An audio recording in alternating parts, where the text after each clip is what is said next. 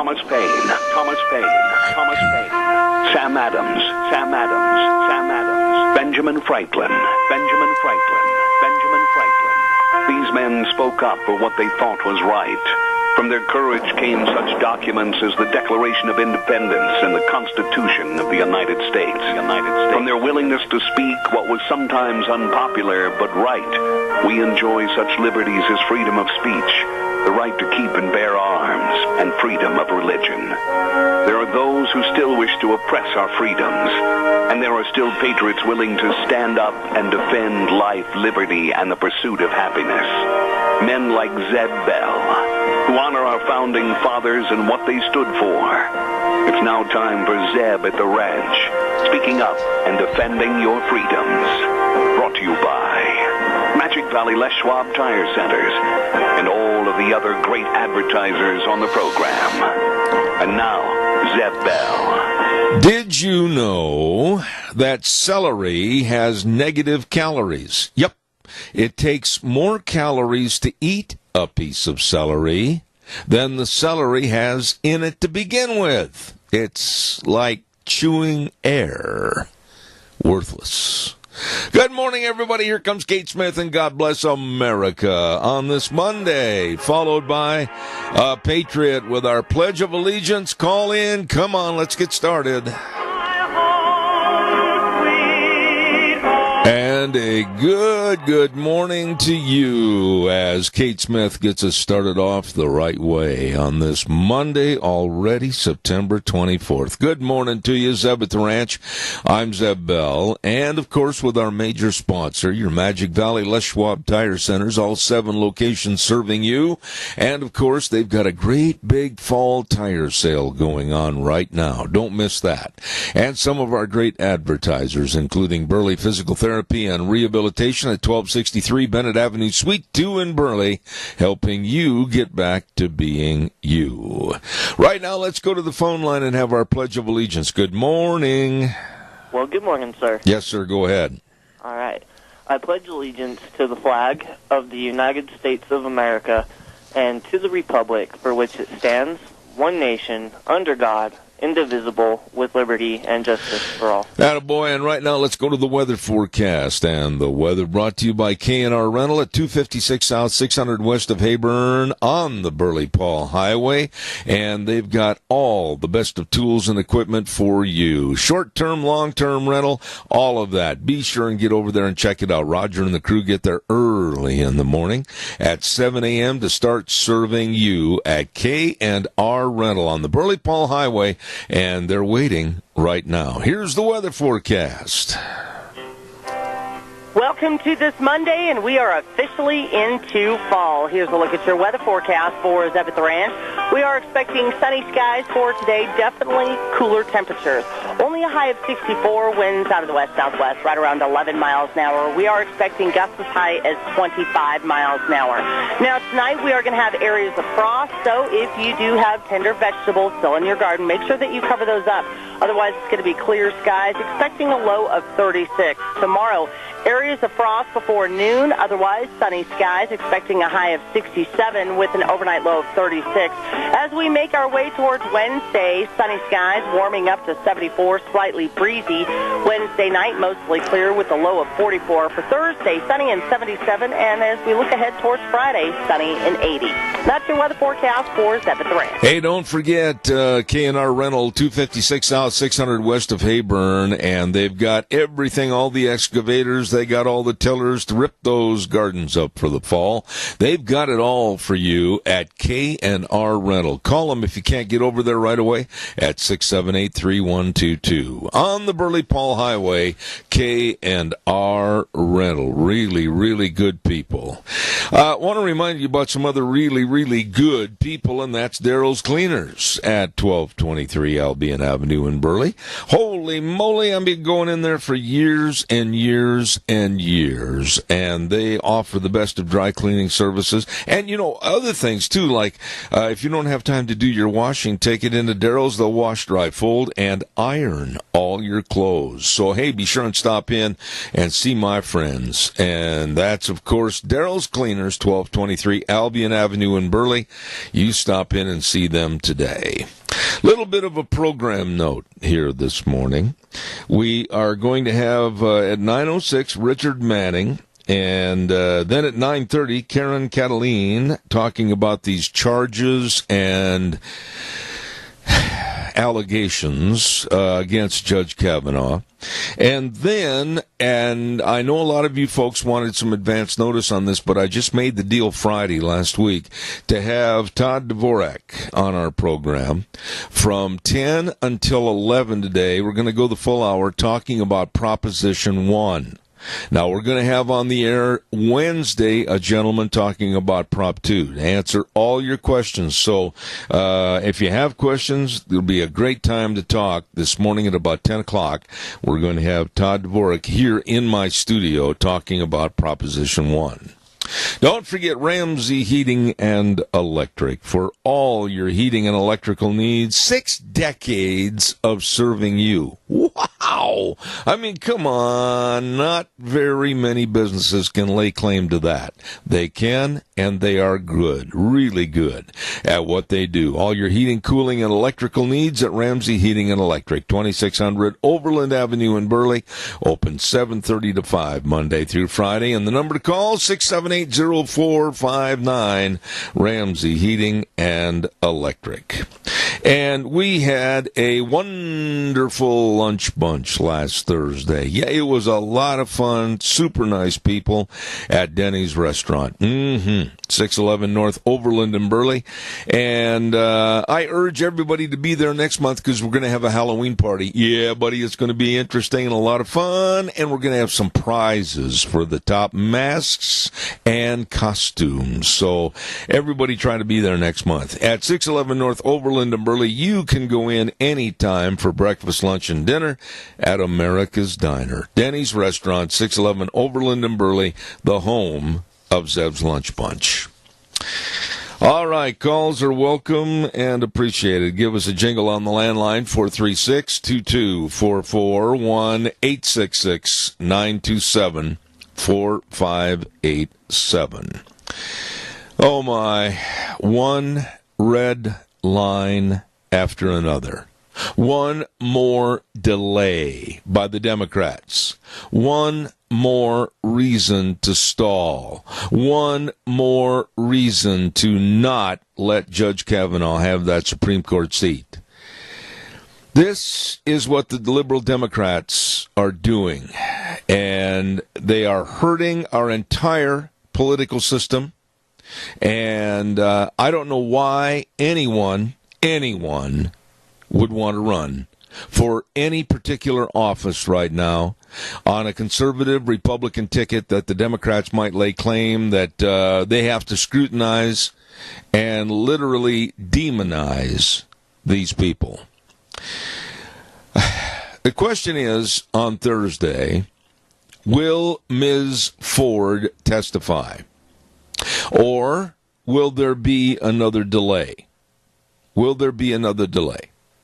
And can Judge Kavanaugh get his life back and restore integrity and honesty and justice to a man and his family that I believe have been falsely accused, and another one popped out of the woodwork this morning? Caller, good morning. You're on the air. Go ahead, please. Good morning, Zeb. You know, this thing is just really disturbing me, that how shallow it is, that they don't understand that the Democrats are just stalling.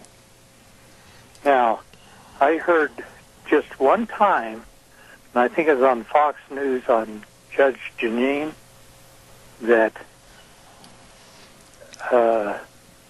this gal's parents,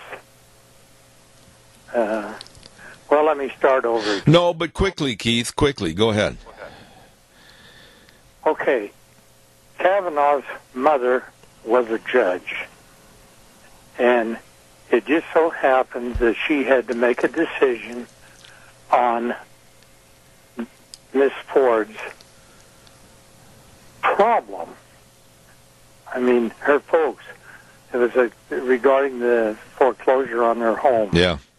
And I think this is something a lot of people should know. It wasn't mentioned very much, but it is just another nail to try to seal this deal. Well, not only that, but now someone, Ms. Ramirez, has come out, and she has made allegations of sexual misconduct against Kavanaugh while he and she were in college. And all of this coming out, this is so sleazy. This is worse than any soap opera ever could be. And the allegations of this woman, this Ms. Ramirez, are absolutely despicable. I can't and I won't even describe the allegations of this Ms. Ramirez at a so-called party in college, and she couldn't remember. It was either in 1983 or 1984. She couldn't remember who was there. I'm not sure if it was Brett Kavanaugh or not, but I think it was, and so I'm going to thrust this allegation out. Keith, this is so sleazy and so filthy and so contaminated with lies and innuendos. I'm disgusted with it. I am too, and I think the fact is that she was probably drunk. She was. She didn't even know where she was. She was, and that's admitted. Yes, but why? I mean, Keith, think back 35 or 40 years ago into your past and try to envision all these people if they had something against you for being a possible Supreme Court justice. My goodness, anybody and everybody can conjure up some kind of an allegation, and this is like a merry-go-round. It's going to keep on going. Yes, and it's not, if they had to vote today and he was sworn in and everything, they still would keep it going till after this election cycle. I have never in my life seen and witnessed and just wanted to walk away from the newspaper, the radio, and the television over the weekend about this sleaze with these innuendos and these allegations and the Republicans catering. I'm going to say this right now. I don't care if it's a man. I don't care if it's a woman. Set the rules and be damned if you change them. By that I mean, why in the world are they catering to this woman? She's made some very seriously disastrous allegations against Judge Kavanaugh, and it's really hurting his family. I wouldn't cater to her whatsoever. I'd say, okay, we're going to do this at 9 a.m. on this date. You will be here, or we're throwing those allegations out. Do you agree with me or not? I do, 100%. In fact, I think we should surprise them and have it today. Well, I agree with that. I agree with that. I wrote in my blog this last week, Cow Pies and Coffee Cups, what preparation, honestly, Keith, does it take you to go to an attorney or sit down and have prep time to tell the truth? Well, it's just like Doug had said the other day. You know, if you always tell the truth, you don't have to remember what you said. There you go. That's exactly right. Keith, I got to run and do another commercial, but I appreciate you breaking the ice this morning. Thank you very much. Appreciate it, my friend. Have a wonderful day out there in Murtaugh land. I will, buddy. Thank you. You and Nancy take care. Thank you. Caller, I'll be right there. We're getting a little feedback. Wheels, you're going to have to ride that gain better. Burley Physical Therapy and Rehabilitation at 1263 Bennett Avenue, Suite 2 in Burley with Nick Greenwell and all of his staff. Now, I know high school sports is in full swing, and if there's any injuries, call their office and they will try to get you in for the best of treatment at Burley Physical Therapy and Rehabilitation. 678-1191. Yes, that is the number where they can help you get back to being you. Absolutely. And they've got the only hydrotherapy pool around. Even Twin doesn't have one. So stop in or give a call to these folks. They can and they will help you. Burley Physical Therapy and Rehabilitation, 678-1191. You call them today. Caller, good morning. You're on the air. Yes, good morning, Zeb. I think one possible solution to the problem we're having is to declare war on the kickback Republicans we have, and every day name the names of the ones that are not doing their job, and just keep naming them, and have if the people are listening, they'll copy down the names of these people, and when voting time comes, maybe they'll get kicked out the door. Well, wait a minute, Tony. What's this got to do, tie the link for me with the Kavanaugh case that I've been talking about? Well, Kavanaugh is not getting enough support from the Republican Party. That's exactly right. That's where the tie is at. Okay. And we got to get rid of these people that are collecting their big bucks, all their benefits and all their perks, and doing nothing, costing the taxpayers a lot of money. They need to be gotten rid of, and their names need to be plastered all over the place. I could not agree more. I just think that the respect and the wanting and willing to work for their constituents has gone out the window. They only think of themselves, and I'm pointing my finger. By himself, basically. Yeah. Yeah, I'm pointing my finger at both sides of the aisle. I'm absolutely repulsed by the way that Republicans have acted like meek little mice over this issue.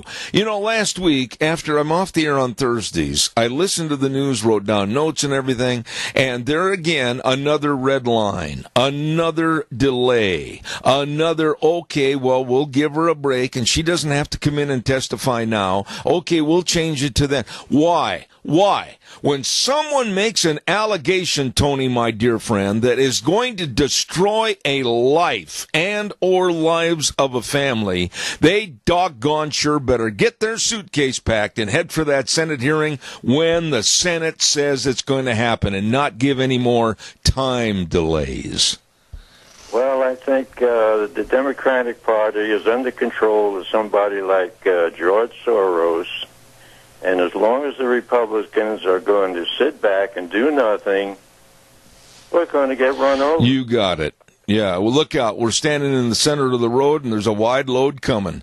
I agree with you. Hey, Tony, God bless you and Mary. Thank you so much. Okay. Thank you. Bye. No, I don't know about the rest of you folks out there in Radio Land. I don't care if you're traveling down the interstate, if you're going to work, at work, whatever the case might be, or sitting at home having a cup of coffee. This is ridiculous, and it's not sexist. It's not being sexist. I feel no pity or any compassion for woman number one, Ms. Ford, or woman number two, Ms. Ramirez. None. All of this coming out after 35 years? Don't tell me that they didn't know who Judge Kavanaugh was. Don't tell me that they didn't know that he was a judge of high esteem and high regard. Don't tell me that all of this had to wait until the appointment of possibly going on the Supreme Court.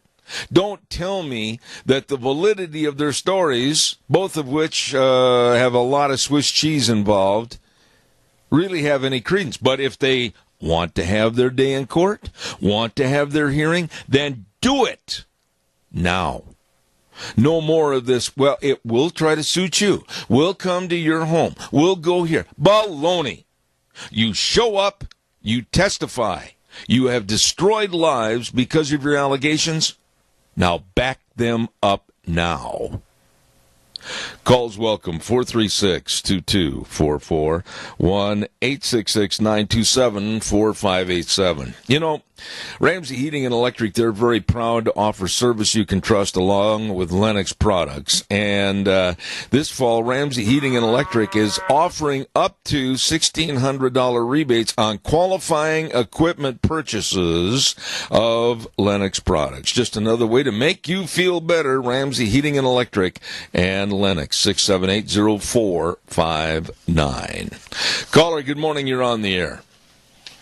Yeah, good morning, Zeb. You know, it just comes down to Democrat, obstruct justice, Democrat, stop anything they're trying to do, Democrat, out-and-out liar, Democrat, cheat in any way you can to achieve your means. It don't matter how, why, where, or who it hurts. Jerry, calmly tell me your thoughts about all of a sudden Ms. Ramirez, a newcomer to the fray, has come out with allegations against, of course, Judge Kavanaugh. What are your thoughts about the new allegation? Well, I'll tell you, my thoughts are I want something that is very concrete, very provable, and something that she knew all the facts about, which they never can seem to come up with. Yeah. Do you realize, Jerry, on this second allegation with this Ms. Ramirez, that her best friend, her closest friend, and others at Yale said that Ms. Ramirez never once, not one time, ever mentioned anything like this happening to her at school or afterwards. So they're kind of questioning the validity of her charges. Well, I kind of question it myself, but I'm just one person, and I don't know anything because I'm not a Democrat. Thank goodness for that. Thank you, Jerry. God bless you. Thank you. Have a wonderful day. May the Lord bless. He already has. Calls welcome 436-2244, 1-866-927-4587. Don't forget Save on Shelves with Anthony. Hello, Anthony. Up and about already at 1827 Overland and Burley. Take it from me, and it's true, Save on Shelves has the best selection of newer used shells, and they can and will custom fit any truck on the road. Absolutely. And Anthony ascribes to the service of every sale. Man, he makes it right and makes sure that you're happy. Save on Shells, 1827 Overland and Burley, 312-1525. That number again, 312-1525. Caller, good morning. You're on the air. Good morning, sir. Yeah, the second one's coming out because the first one's got so many holes in it, it's like cheesecloth. This one's worse. I know it. Oh, shoot. I just got a customer pulled up. Oh. Wallet. I got to go. All right, Doug. Thanks much. Appreciate it. Calls are welcome, 436-2244, 1-866. The dial tone wheels, please. Thank you. Right now we're going to give away some cookies, and thanks to our dear friends at Sophie's. Oh, my goodness sakes, Sophie's Chatterbox over at 530 East Street in Rupert. My, what a bakery. Oh, what a restaurant. I know a lot of folks that go in there and say, delicious.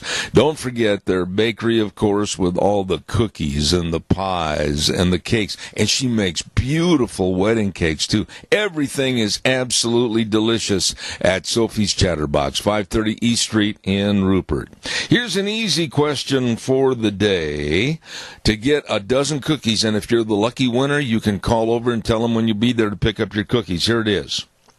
Before his big fame in the movies, Steve McQueen starred in a TV Western, a weekly TV Western.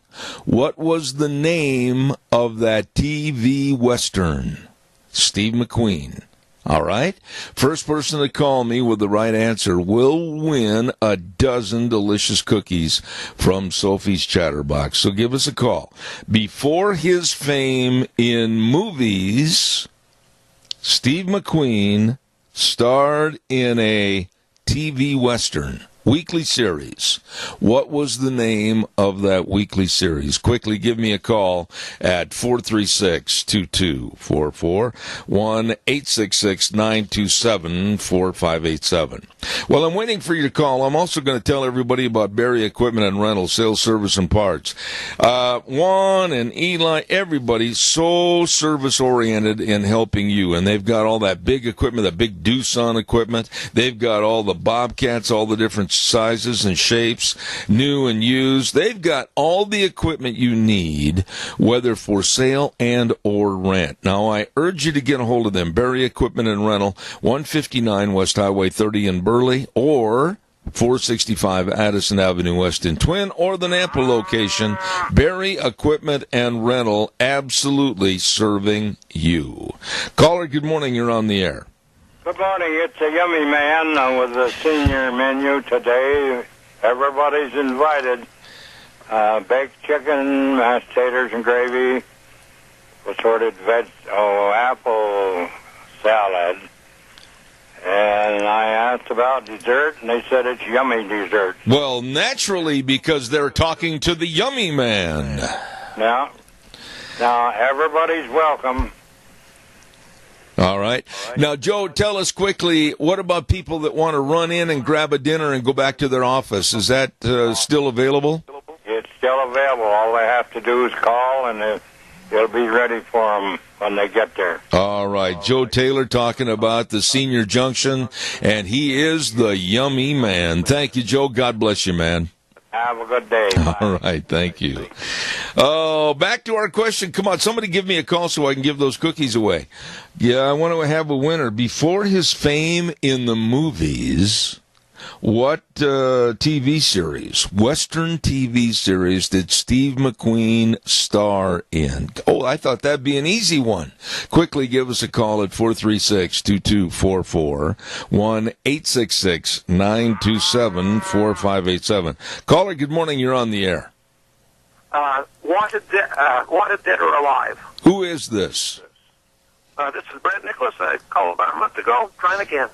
Well, by golly, Brent, you are the winner. It was Wanted Dead or Alive, and all you have to do is just call over there to Sophie's and tell them when you'll be there to pick up your cookies. Hey, by the way, did you ever see the series? I was the biggest fan of the series when I was a kid. Okay, now tell me, what was the uniqueness of what kind of a gun that he wore? What was it? It was a sawed-off lever-action rifle. You're pretty good. You're pretty good. By golly, you're right. Brent, you're the winner. God bless you, man. Enjoy your cookies. Okay, thank you. All right, sir. Thank you very much. Yeah, it was a sawed-off 30-30 with a kind of an enlarged lever action on it, and carried it in a holster on his hip. I don't know how he'd do in a fast draw, but anyway, that's what he did. Calls welcome, 436-2244, 1-866-927-4587. Don't forget to Stoats Equipment Company tomorrow on Tuesdays at 9:46. They have your Ag Minutes, Stoats Equipment Ag Minutes. And, of course, Stoats Equipment, your John Deere dealer at 119 Overland and Burley. And it's true, they do make your life easier at Stoats Equipment Company. They'll be on tomorrow morning. All right, calls are welcome and appreciated. 436-2244, 1-866-927-4587. What are your thoughts on this situation? It affects you. It affects me. It affects every American because there's so many other things and items that need to be accomplished and taken care of right now in the House, in the Senate, and overall politics. But we're spending time on these allegations and accusations. One of the things that I read that really sickened me over the weekend was that Brett Kavanaugh's wife, Ashley, has received a battery of death threats in recent days. And some of these are so absolutely filthy. One was, may you, your husband, and your kids burn in hell. And another one that was published that she received said to Mrs. Kavanaugh to put a bullet in her husband's skull. I'm reading right from the text. Based on allegations and accusations. Nothing proven. Absolutely nothing proven. But these kinds of things are being sent to her, Mrs. Kavanaugh. You know, this lady is very, very tough. For those of you that don't know, Mrs. Kavanaugh was an assistant to former President George Bush when he was governor of Texas. And she later served as his personal secretary in the White House. And she is a current town manager in Chevy Chase, Maryland. So she is understanding of politics, understanding of the sleaze and the volatility. But no one should be subjected to these kinds of death threats for her husband, for her, and for her children. I don't know what's going to happen here. Maybe some of you out there have a crystal ball. Maybe some of you are going to say, well, it's a good thing that we're having all these accusations and everything, and I think it's terrible. I think the sleaze factor on a 1 to 10 scale is already at about a 90. It's exceeded its bounds. The negativity, the sleaze, the innuendos, the absolute filth that's being accused. Like I said, when it comes to this accusation by Ms. Ramirez on an account that she was at a wild party and drinking heavily, and I'm not making up those words, she even admitted to it, that she was drinking heavily, and what supposedly and allegedly Brett Kavanaugh did is filthy and sleazy, and I don't believe it. I don't believe it. I need to take a poll. I wonder how many of you out in the audience even give any credibility whatsoever to Ms. Ford and now this new one coming out of the carnival, Ms. Ramirez. Give me a call. Let me know what your thoughts are. Caller, good morning. You're on the air. Back. Yeah, these people coming out with these accusations and no repercussion when we find out they're false. That's the problem. No, whoa, stop right there. And Wheels, make sure you turn him up when he's talking. But Doug, what happens to these people? What about Ms. Ford? What about Ms. Ramirez? What about after everything is said and done and the dust is settled and all the mud is dried? What happens to them? You've hit it right on the head. Nothing. Nothing. I remember I lived in Steamboat Springs for a while, and there was a band teacher. And the student thought she should have first seat, but she was in about fourth seat on her instrument. So she accused the band teacher of sexual advances. Oh, boy. Okay, his life was destroyed. His wife and family, they wound up splitting up over it. Oh, my. A year and a half later, it come out it was false because she thought she should have first seat. But the damage was done. Nothing happened to the young lady. Nothing. And look at it from this point of view, too.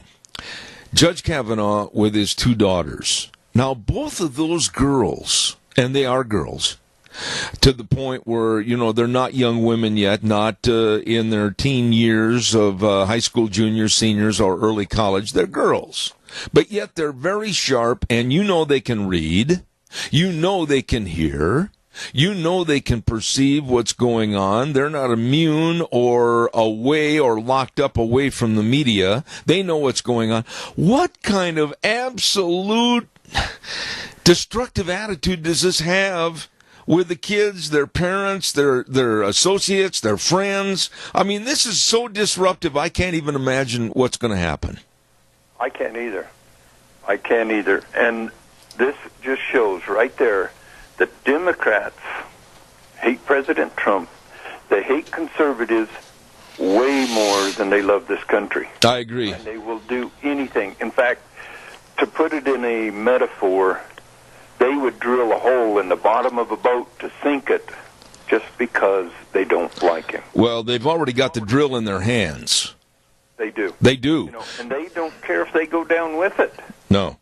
They think they're above repercussion. But when they take this country down, like they're wanting to, and people step in and take it over, most of them are going to wind up on the short end of the stick like all the other Americans. The only ones that are going to be on top is the ones that have all the money and all the control. You know, let me just ask you this, Doug, and this is a hard question to even begin to answer. But how do we discern whether or not any, and I underline the word any, allegations or accusations have any merit whatsoever? In other words, what I'm saying is we're seeing this against Judge Kavanaugh. We saw it against Judge Thomas. But as long as Donald Trump is the president, as long as this administration is in power, what is going to happen to the next nominee? Is the same thing going to happen? I mean, this is so absolutely filthy and beyond anything I had dreamed it could be. I don't think there's any way the Democrats are going to let anyone take over a seat on the Supreme Court without this kind of sleaze. You hit it right on the head, and it's going to happen to all of them. Everyone. Look what had happened to the VA, the guy that was going to run the VA. Yeah. I mean, he had enough. He said, I don't have to go through this, and backed out, which that scares a lot of people away. And the Democrats are smiling. There needs to be repercussion. This Feinstein knew about this for 2 months. It didn't bother her a bit. She knew dang good and well that she was going to throw the Hail Mary at the 13th hour. Yep. Just as the buzzer rang, she was going to throw the Hail Mary to put a monkey wrench in this. And that was her plan from day one. And what really is sick about this is that the Me Too movement in this country, the feminist movement in this country, and those that are very liberal and they just look down their nose at us conservatives, etc., they are absolutely saying that the women are right, men are filthy, white men are vile, and they're coming out, and that's what they're leading their attack on. All men are filthy, evil, sinister, and they've got followers that believe this garbage. I know it. They're saying all men are evil, all women are good. So why do we have women prisons? Yeah.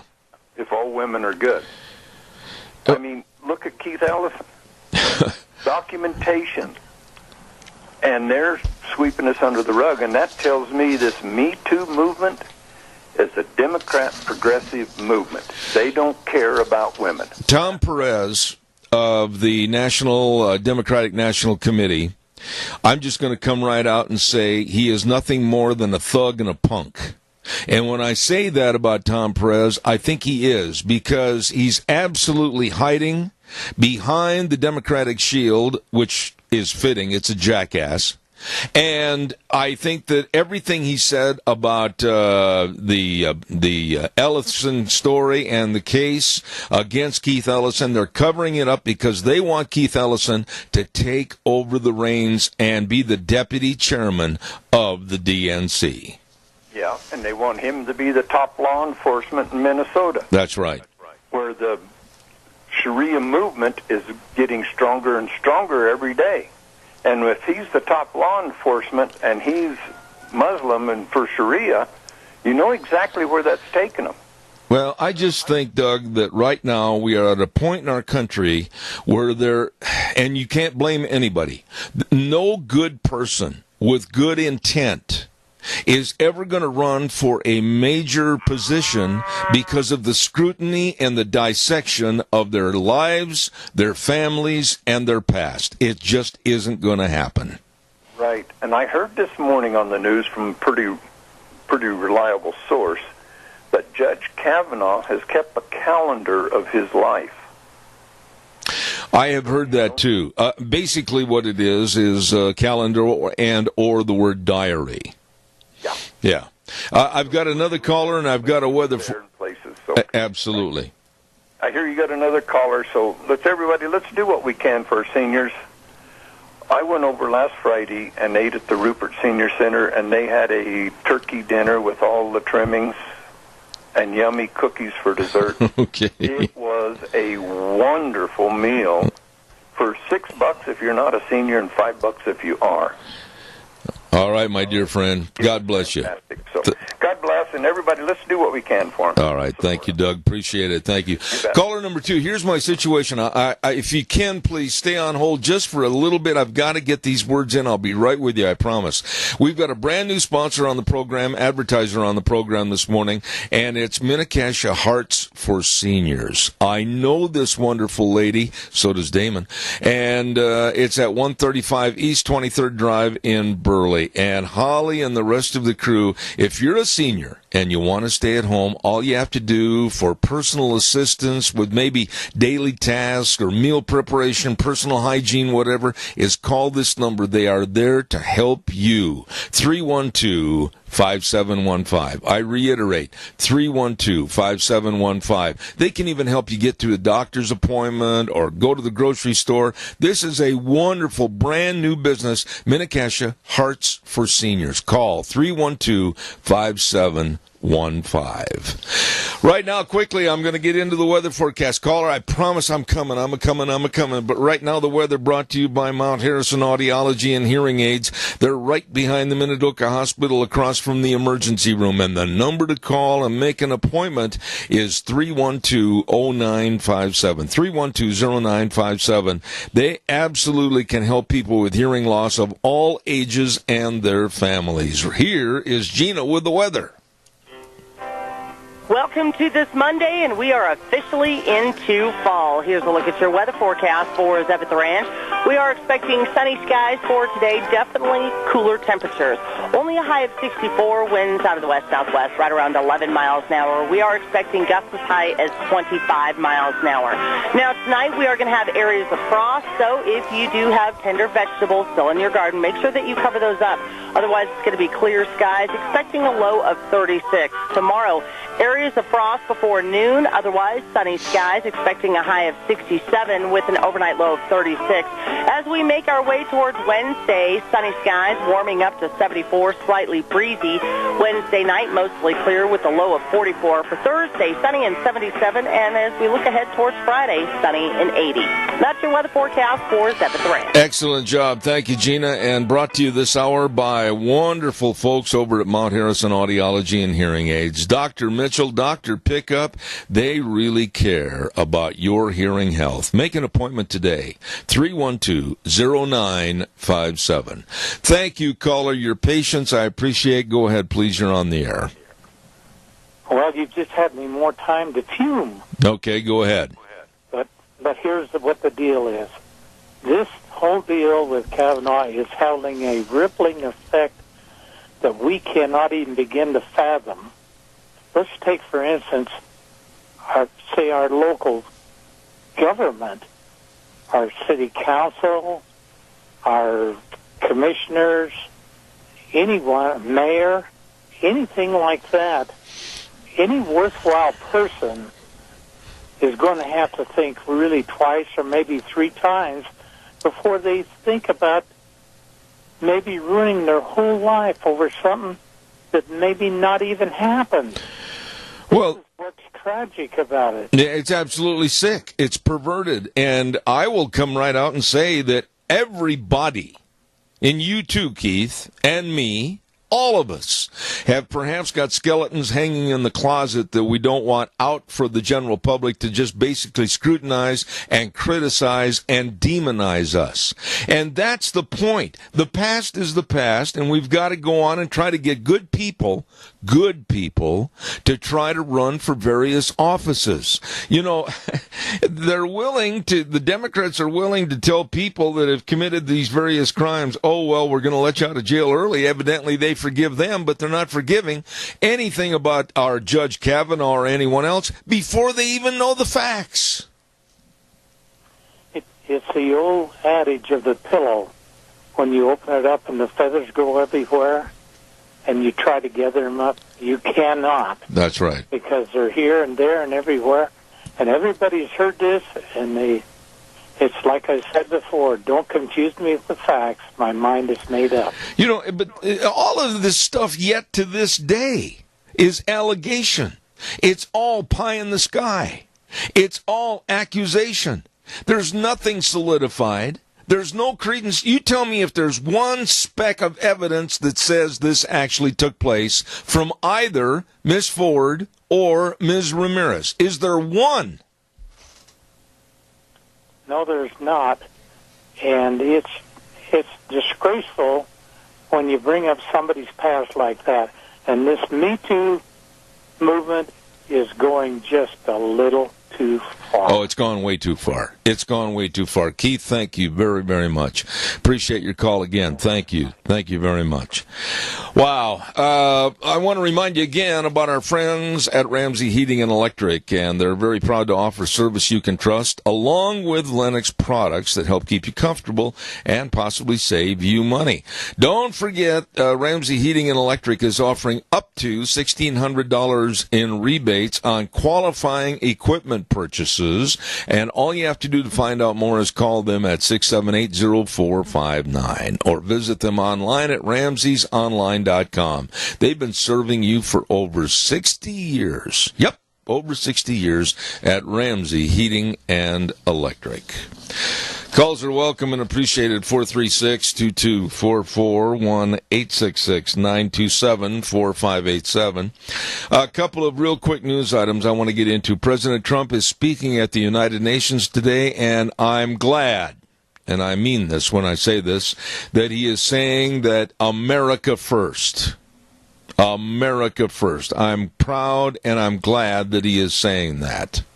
And then after 5 long years of fighting an opioid addiction, also losing his marriage, and all kinds of problems with many, many back surgeries, etc., Tiger Woods is back for golf. And when I say Tiger Woods is back for golf, I mean that. Tiger Woods was the best thing that ever happened to that sport of golf, bar none. And even his peers in the sport of golf said, with him gone, it changed the complexion and the reception of golf. He's back. He won the FedEx Open yesterday, and I guarantee you, at 43 years of age, wow, he looks like he did not lose anything through a lot of hard work and perseverance. Caller, good morning. You're on the air. Quickly, go.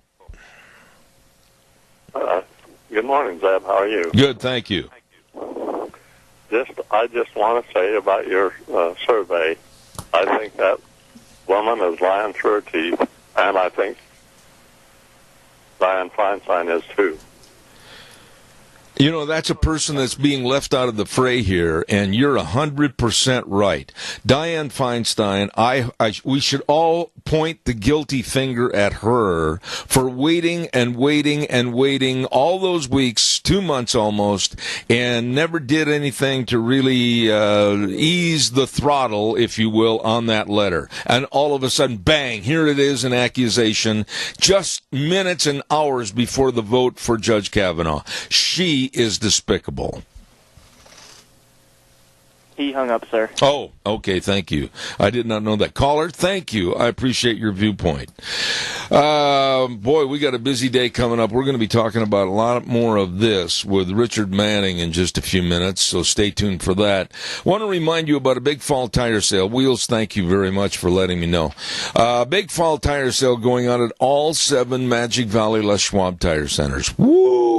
This is a biggie. It's a biggie for all your tires, for your cars, your pickups, your SUVs, trailers, whatever. And you don't want to pass this up. They've got all the sizes, all the tread designs, everything for your safe driving. I urge you to get in there today to any one of the 7 locations of your Magic Valley Les Schwab Tire Centers for also the best in brake service, front end alignment, shocks and struts, and batteries. It's cooling off, folks. Make sure your battery's going to turn that four-wheeled wonder over in the morning and get you to work. Absolutely. Lane and Rupert, Dave on Blue Lakes and Twin, Mike and Buell, Mike and Jerome, the Twist family in Paul, Daniel on Poline in Twin Falls, and my buddy Randy on Overland in Burley. The best. Your Magic Valley Les Schwab Tire Centers. We're going to go to the news in just a moment, and then the schedule for this morning is as such. Richard Manning's going to be on next hour, and we got a potpourri of things to really talk to him about. And then we're going to have Karen Cataline on our program, and she's going to go in depth about these charges and accusations and allegations.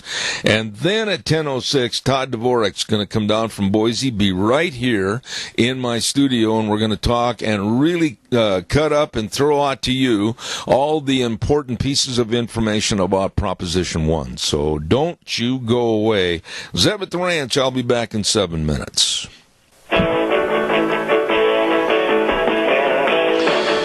Oh boy, here we go. Hour number 2, Zeb at the Ranch. Thank you for tuning in. I'm Zeb Bell with our major sponsor, your Magic Valley Les Schwab Tire Centers. All 7 locations serving you with a big fall tire sale right now. And of course, some of our great advertisers like Burley Physical Therapy and Rehabilitation with Nick and the crew at 1263 Bennett Avenue, Suite 2 in Burley, helping you get back to being you. We're going to have a lot more with my dear friend Richard Manning in just a few moments, but right now this word for Western Waste. From the canyons of the Snake River and all across southern Idaho, we're always at your disposal. Western Waste Services, we care about our community, our resources, and this great land.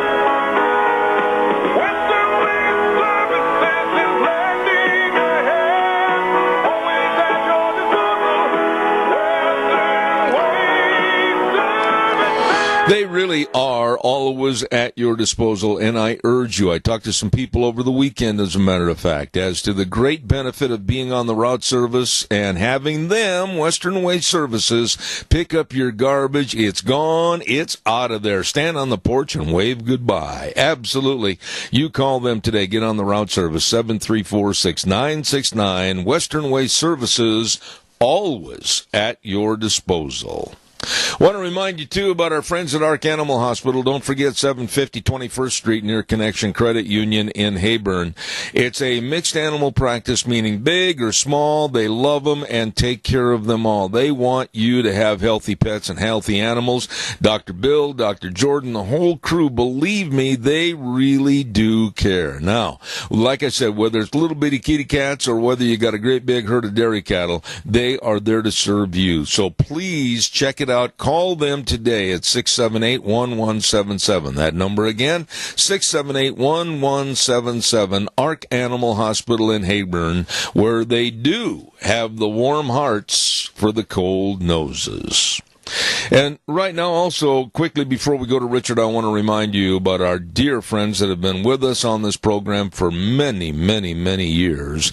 And that's Hanson Mortuary with Joel Heward, his family, and his staff serving you and your family during some really tough times. When there's the passing of a loved one, they are there to help you always with the highest ethical standards, with unquestioned integrity. I urge you to call them and find out more about the pre-planning of funerals that we all should take care of to help eliminate a lot of the stress and worry for our families. That number, 436-5636, Hanson Mortuary at 710 6th Street in Rupert, and Joel Heward also serving you at Morrison Payne Funeral Home on East Main in Burley.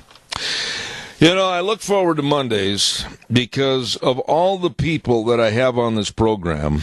And believe me, we have, 25, 30 guests a week on this show from all walks of life. I know this guy is going to give us a straight answer and really tell it like it is. And I say good morning again to the president of Americans for Limited Government, Richard Manning. My friend, how are you?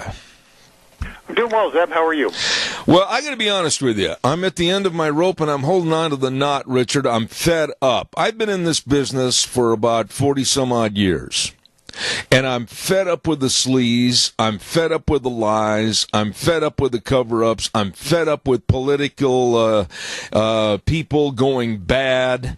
Now we're seeing another accusation, another allegation against Judge Kavanaugh, and I'm going to start off our segment with that. This is sleaze and garbage at its finest. What are your thoughts? Well, I'll tell you what I told my staff this morning when we were talking about it. It's the kind of stuff that makes me ashamed of working in Washington D.C. It makes me ashamed of even being involved in any of this. And quite honestly, it's the kind of thing that makes you want to say, you know, I want to move to Idaho and get 10 acres and grow potatoes, because it's you know, you get your hands dirty, but at least it's honest. Absolutely. This is the worst thing I've ever seen, in that there's such desperation on the left that they're willing to do anything to try to destroy Brett Kavanaugh. The latest allegation, if you can call it that, is from a woman who told numerous of her associates that she couldn't remember exactly what happened, but she thought Brett Kavanaugh might have done something at a party that was at Yale when they both were at Yale, and she was apparently very inebriated by her own admission. And she told a number of people that she wasn't sure it was him. And then they got her a Democrat lawyer, and reporters spent 6 days with her, convincing her that she could go forward. And so then she decides to go forward and say, oh yeah, it was definitely Brett Kavanaugh, even though 6 days before she couldn't say that was true, for an event that supposedly occurred in 1983. So this is just, even the New York Times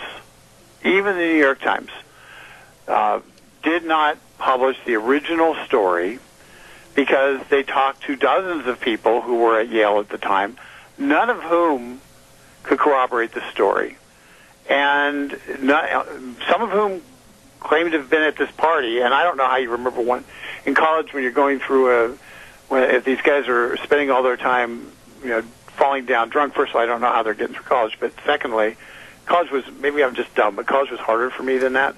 But the other piece of it is, you know, how you distinguish one college party from another. But apparently this was nobody can remember this. Nobody can corroborate what she says, and she can't even corroborate what she says, because she was uncertain about whether he was involved in it at all until the Democratic operatives got in and convinced her that she had to be more certain. So no, this is just a fraud. And New York Times republished a piece in the New Yorker on it, with a note saying they couldn't confirm any of this was true, but then they repeated the rumor, and it's just sleazy, horrible. And what the Republicans need to do is they just need to confirm Brett Kavanaugh and get this off the table, because there's, you know, if there's no rules, if truth doesn't matter at all, then this is never ending. You can never, because nobody has the burden of actually having any facts in these allegations, and it's not getting to the bottom of anything. It's just making us all stupider in the process. You know, and I really liked your analogy and the way you laid that out. But as a father and now a grandfather, I am absolutely outraged that this kind of sleaze and filth, and the second allegation by Ms. Ramirez is even a little bit more sleazier, if you will, than the first by Ms. Ford. And what this family is going through, I mean, what the Kavanaugh family is going through, like I said in the first hour of this program, his wife and those two wonderful daughters, they read, they hear, they understand and comprehend what's going on with their dad and their husband. And it's absolutely ridiculous that a family has to be drugged through the cesspool like they are. And nobody on the Republican side seems to be standing up with a backbone and saying enough is enough. Let's get this vote now. Well, I think that's going to happen. I actually think that prior to this second announcement, I actually think that Chairman Grassley has tried to negotiate this thing the right way. And, you know, the challenge that they have is this. They have a one-vote majority. They have a one-vote majority on the Judiciary Committee. Jeff Flake from Arizona, somebody who used to be a Republican, I don't know what he is now, is not being somebody who is going to vote for the nomination. It's unclear how he's going to vote. And so suddenly you may not have a majority on the Senate Judiciary Committee, and because of the tenuous nature of the Republican majority in the Senate. So it is the other balancing act that Grassley and McConnell have to play is they need to get 50 votes. You know, ultimately to get this guy through, all this doesn't mean anything if they can't get 50 votes on the Senate floor. And so they need to get 50 votes. And it's unclear whether I think they might get a mansion in the from West Virginia. They might get a mansion if they get to 50, but I don't know that they'll get mansion if they're at 49. So this is really a balancing act in terms of trying to keep your votes in line, and that's the nature of having a very, very tenuous majority. But I agree with you. They need to get this done. It's not going to get any better since there's no burden. The proof burden is you were once in a place where Brett Kavanaugh was at. Since that's and it could be as long ago as you need. I mean, we're going to see people from his grade school coming out soon. So it's unfair. But let me get bigger than this, Zeb, and even bigger than the effect it has on people like you or me who might want to go into an administration at some point, and our willingness to put ourselves through this kind of process. It is where facts don't matter and your life gets destroyed. Here's the real problem. What they're telling for your daughters, your granddaughters, what they're telling people who are like me, who hire people, is that I need to be extraordinarily careful. Even though I cannot discriminate against somebody based upon their sex, I need to be extraordinarily careful about if I have people who are females working for me. There's certain things that you just have to basically you can't be one-on-one. You have to basically go by the Mike Pence rule, which is never go to lunch with a female by yourself without your wife there. Never do, and people in the feminist movement are right that exclusion from those kind of opportunities is a negative in terms of a woman's ability to advance within a corporate structure. But what we've just learned is if you're anywhere near a woman in a professional situation or even a party situation, you are vulnerable to 30 years later having that be used to kill your life. Absolutely. And you don't have to do anything. So the only Brett Kavanaugh's best defense in this has been, I wasn't at that party.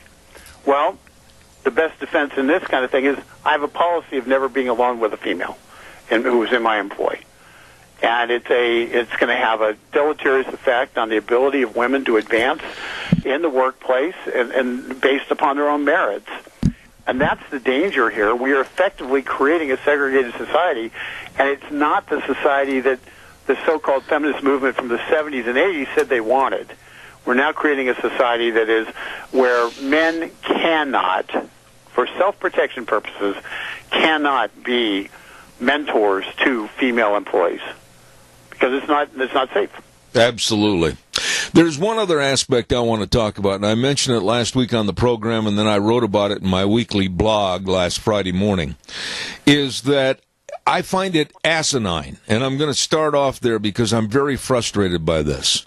I find it asinine and a complete waste of time for Ms. Ford or Ms. Ramirez or anyone that makes an allegation and an accusation say, well, we have to meet with our attorneys. Well, we have to sit down and we have to get all the prep time. You know something, Richard? It doesn't take attorneys and it doesn't take prep time to sit down and tell the truth. Yeah, anytime somebody says I have to go to my attorneys so I can tell you the truth, particularly when they did need their attorneys apparently to go sit down with the Washington Post and have a full interview with the Washington Post in the case of Ms. Ford, or in the case of Ms. Ramirez, have a sit down with the New York Times. Apparently it doesn't require attorneys to go and do that. What requires attorneys is if you have something to say, if you have an allegation to make, then go to the appropriate committee, make the allegation, and and let the chips fall where they may. But the minute you get the various circus performers involved, who are more interested in creating their own fame over your testimony and potential pain and grief, at that juncture, you're no longer worried about the truth. You're worried about working on ramifications and working on everything else. And if the objective is to get at the truth, then go to the right people, tell the truth, and you have nothing to fear. Absolutely. I want to change gears just a little bit in the time remaining this morning, and I want to talk about President Trump going to the United Nations. I absolutely think it was a wise move. I think he's going there with the purpose of make America great again and bragging about, and rightfully so, America is number one, as most leaders should from their various countries. I am sick and tired of the criticism by the Democrats. Oh, he's going there to brag about us and our achievements. Well, you know something, Richard? I am proud of this country. I wouldn't want to live in any other country, and I support a president that is proud and has pride in the accomplishments of the United States, and I really don't care about anybody else sitting at the UN. Yeah, I agree with you. But I think he may do something else, and I don't have any inside information on this. If it were me, he's been spending a lot of time talking about the human rights elements of the UN. He's been spending a lot of time talking about how certain elements of the UN spend all their time attacking Israel and the United States, and none of the time dealing with the actual people who are abusing human rights around the world, because the committees at the UN are dominated by countries that are human rights abusers. Right. He's been spending a lot of time talking about the way the UN spends the money that they're given, that not in a way that actually promotes peace, but in a way, in fact, that props up the warlike elements. For instance, the spending by the UN to the Palestinian state that has ended up being used largely for military purposes and for indoctrination rather than for the humanitarian purposes it's supposed to be used for. Example, a hospital that in the Gaza Strip where they used it as a means to dig a tunnel into Israel for terrorists to run in and out of. So there's a lot of that's going on, and I think that he may be focusing on that a little bit, because ultimately that's where he has pinpointed his concerns about the UN spending and about the U.S. spending with the UN. I think if it were me, and I have no inside information on this, if it were me, that's what I'd be focusing on, because I would be telling the UN, you have a job to do, you're not doing it, and this is where you're failing, and we're not going to fund you to continue fomenting rebellions around the world. Amen. Well stated. There was also a rumor this morning going around that hasn't come to bona fide fact that Trump is considering even trying to meet with the Ayatollah of Iran.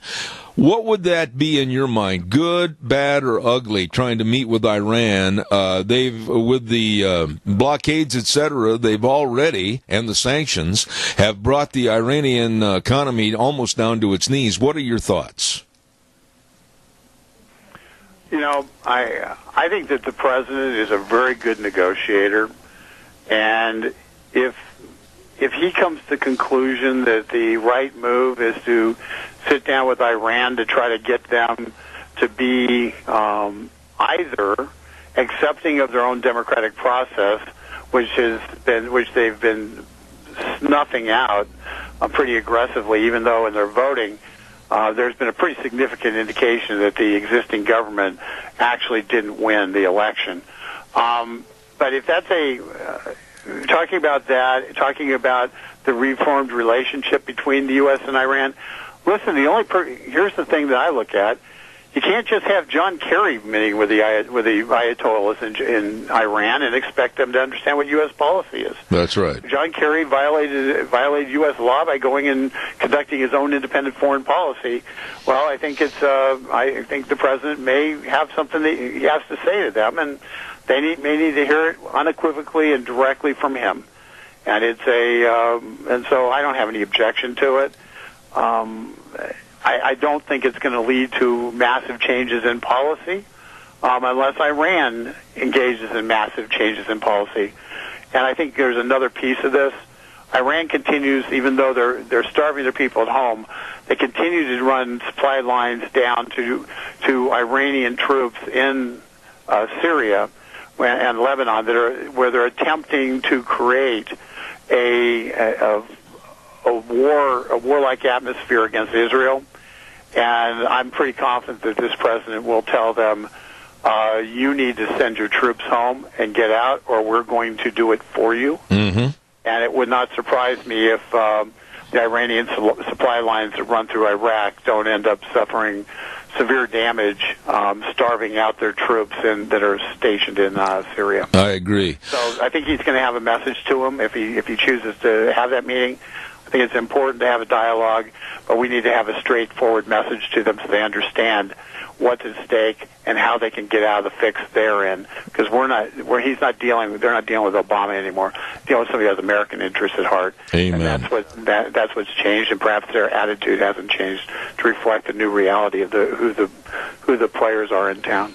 Absolutely well stated. Richard, one final thought on a lighter note. I'm just going to make an assumption and assume, are you a golfer? I am a golfer. Well, I was a golfer. I haven't played in a few years, but I used to play golf quite a bit, yeah. Well, the reason I said that, so am I, and I'm a has-been, but I will tell you this. I, along with many others, think the golf world itself is much richer because of Tiger Woods' return and victory yesterday. Your quick thoughts. Brought a tear to my eye. Us old guys need to have something to cling to, and here's Tiger Woods, an old guy, and he wins. I don't want him to take Jack Nicklaus's record, but in terms of number of majors won, of 18, but it wouldn't break my heart to see Tiger back on the tour and teaching people a thing or two. I agree with you. Hey, listen, I always look forward to Mondays. Thank you, Richard Manning, President of Americans for Limited Government. God bless you, man. See you next Monday. Take care, Zeb. Bye. Thank you. Great guy. I really appreciate his insight, Richard Manning, and look forward to Mondays at 9:06. Want to remind you, too, about our friends at Ramsey Heating and Electric. Very proud to offer service you can trust along with Lennox products. And this fall, don't forget, they are offering up to $1,600 in rebates on qualifying equipment purchases at Ramsey Heating and Electric. Call today at 678-0459 or visit them online at ramseysonline.com. Proudly offering Lennox products at Ramsey Heating and Electric. Over 60 years. That's right, you heard me right. Over 60 years, 6 decades of serving you at Ramsey Heating and Electric. Wow, and don't forget to, I know somebody else that's been serving you for a long, long time. And I know Jeff hasn't been there over 60 years, but I'll tell you what, Lee's Furniture, Floors, and More at 459 Overland and Burley. It's not too early. As a matter of fact, now is the time to consider getting the new carpet in prior to the holidays. Yeah, it's right around the corner. Say, peek around the corner. There it is. Thanksgiving, Christmas, New Year's, etc. Well, you better get it taken care of. New carpet and luxury vinyl flooring and vinyl flooring. All of this at Lee's Furniture, Floors, and More.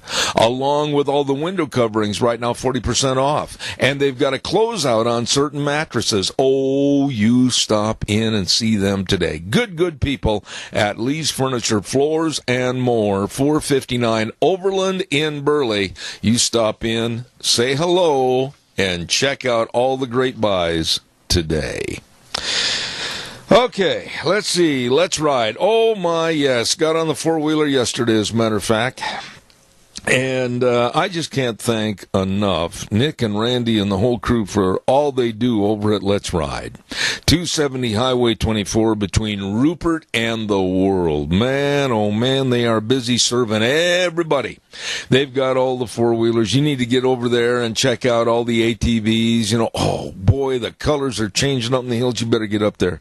And don't forget, too, it's time to winterize your jet skis. Don't let them sit around all winter. You call for an appointment and get that taken care of in the service department over at Let's Ride. They've got all the accessories, too, that you may need. So please get a hold of them today. And all the snowmobiles are over there on the showroom floor. Woo! It's all there. Let's Ride. 270 Highway 24 between Rupert and the World. And it's true, this is where the fun is sold at Let's Ride.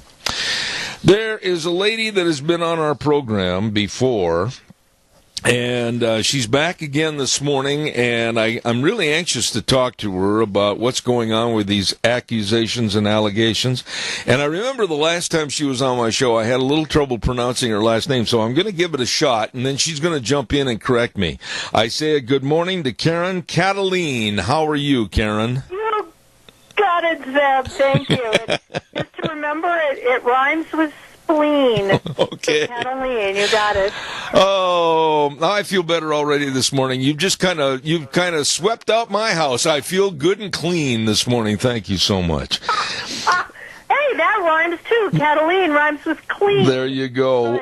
Karen, I read your piece about it's time for conservatives to be the adults in the room on Me Too, and I'm going to back up a little bit and have you start this way. As a female and really involved in the knowledge of what's going on politically, I said to my guest last half hour, I had Richard Manning on from Washington, D.C., and we were talking about how sleazy and how filthy and how denigrating these allegations and accusations are. What are your thoughts about the Judge Kavanaugh story?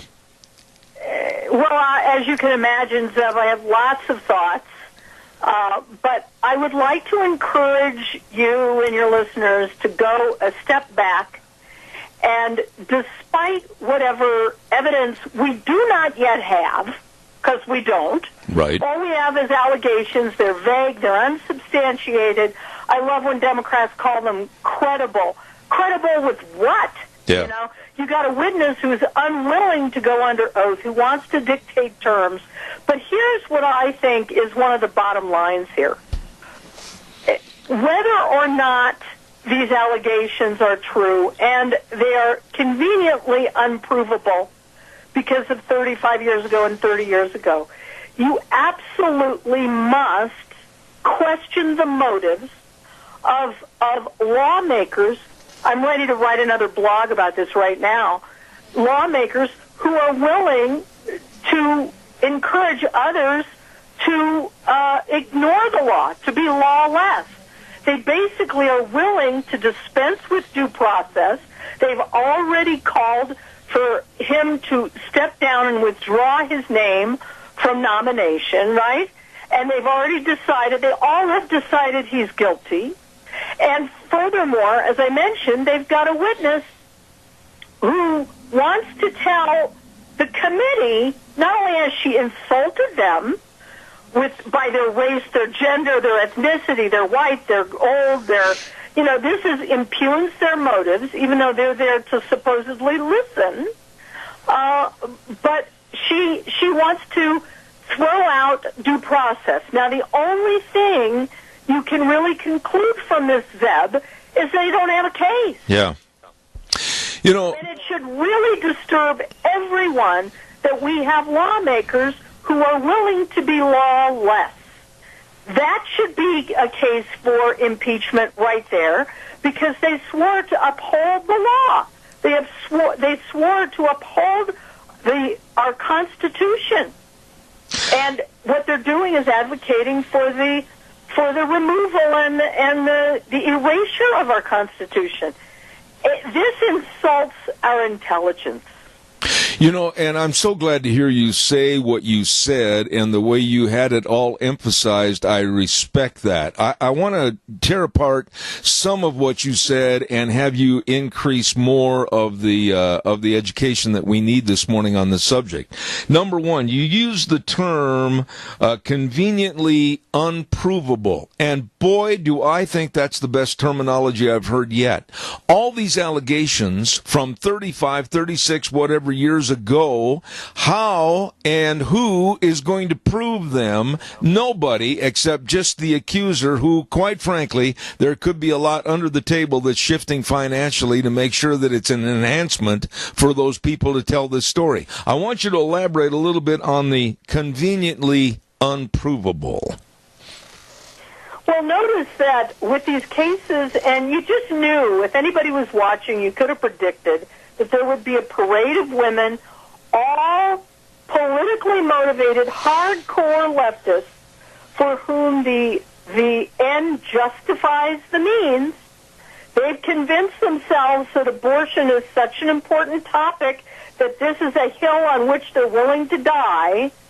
So it doesn't matter. Now, I don't know if she's telling the truth, but all of the evidence so far, which is how she has behaved, and how the second woman has behaved, who, by the way, is from Colorado, and I got a juicy little bit of story there to tell you if we have time. Yes, we do. Is that alcohol was prominent.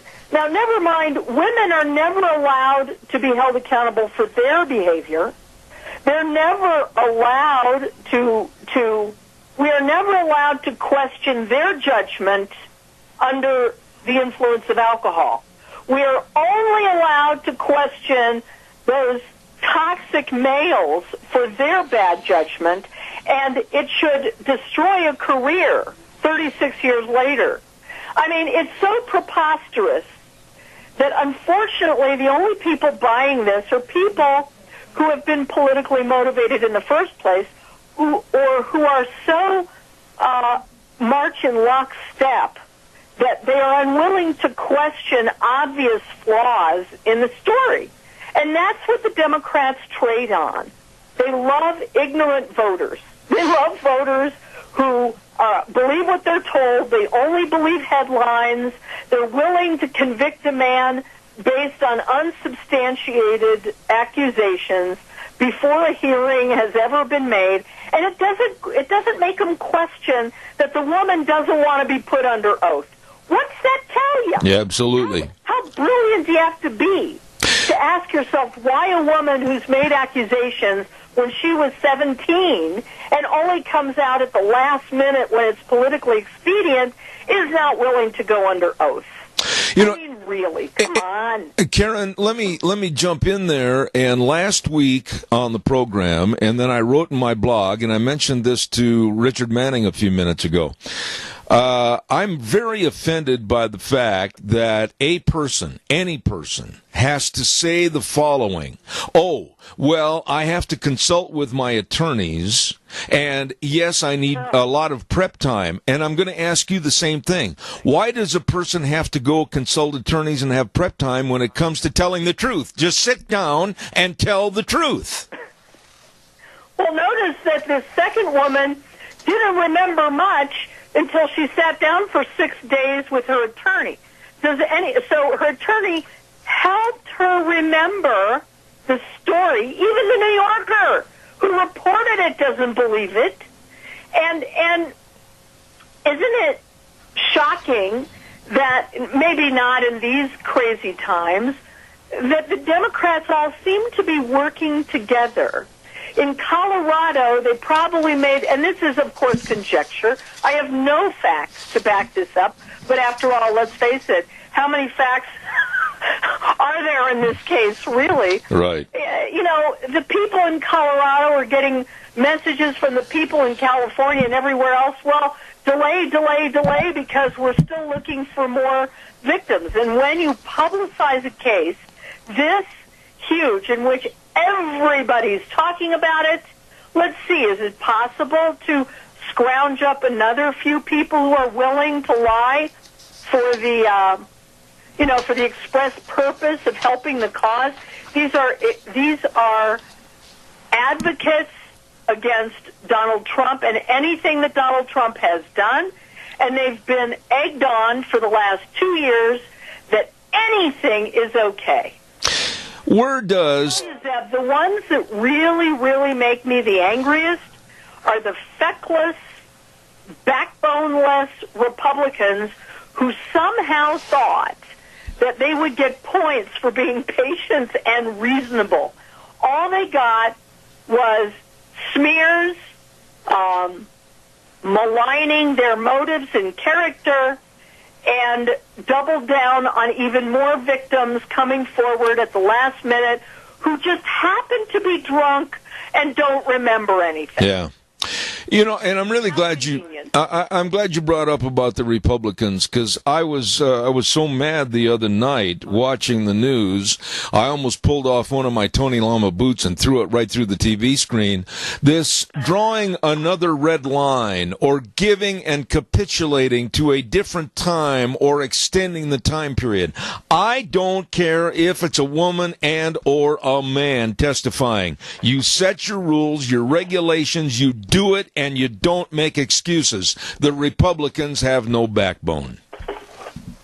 Isn't this a lot like, for those people who have kids, when you reward acting out adolescent behavior, you just get more of the same. Permissiveness of this sort, yes. Just as I said, and this was a week ago that I wrote that blog, is that we've got to be the adults in the room.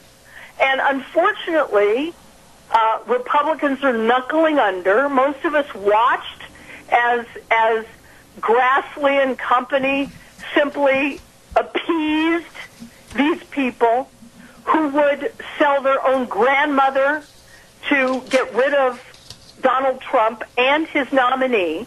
I mean, remember when the best of us went to Washington to serve the public?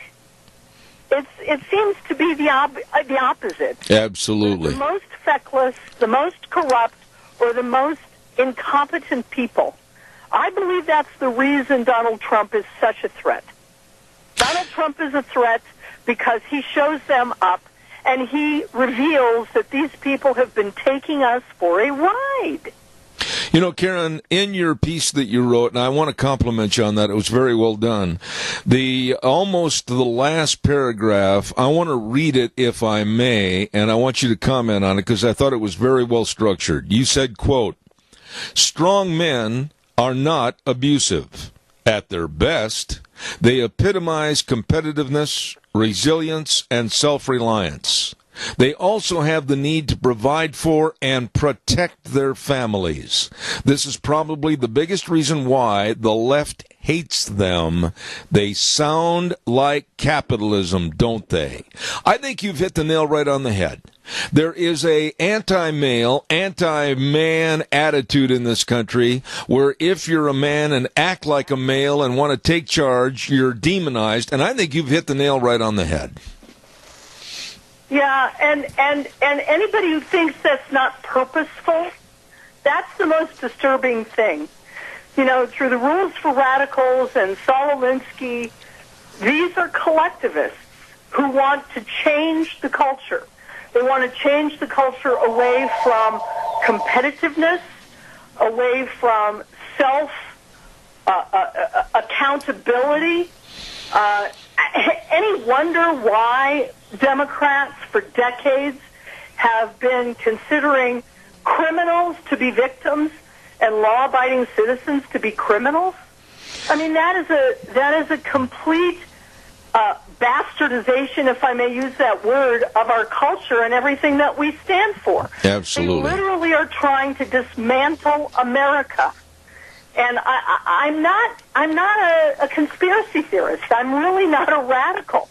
But if people do not see that we are in a cultural war in which the left has tried to dismantle and destroy the most valuable, the cornerstones of our country and what has made America great, well, then they're just not watching. Absolutely.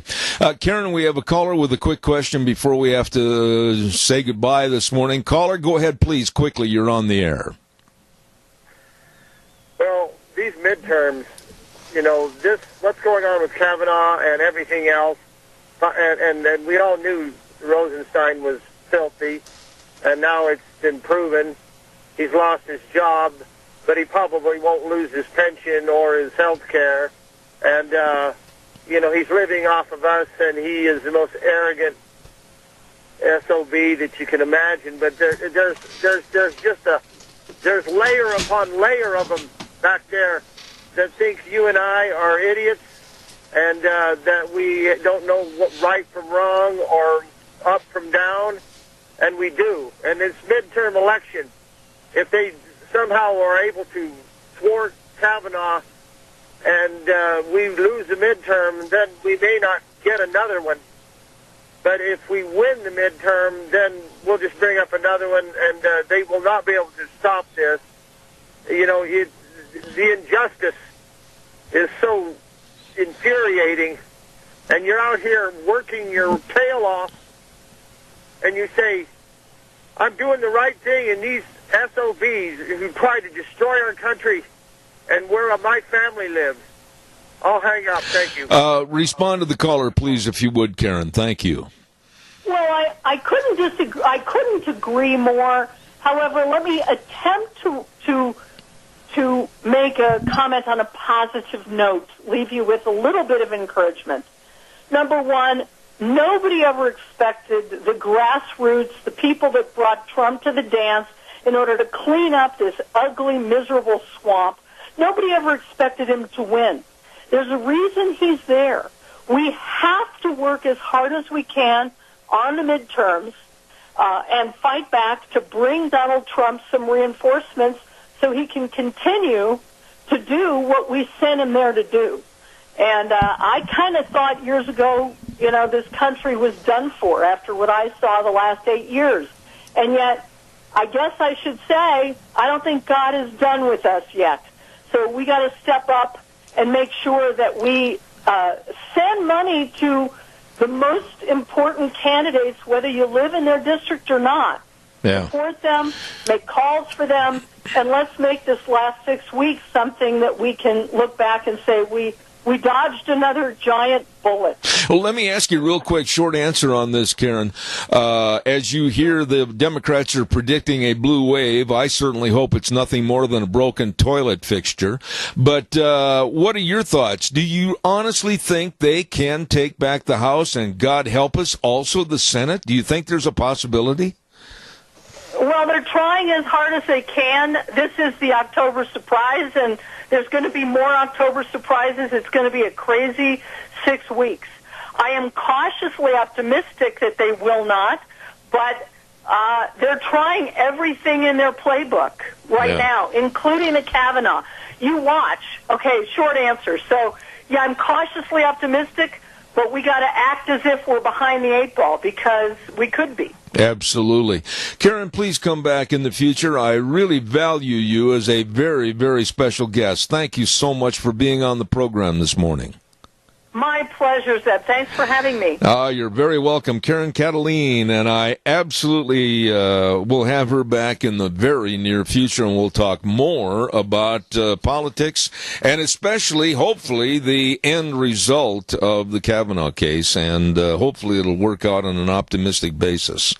Right now, we're going to have our weather forecast, and the weather brought to you by Phillips Oaks, Goodwin, Crane, and Company.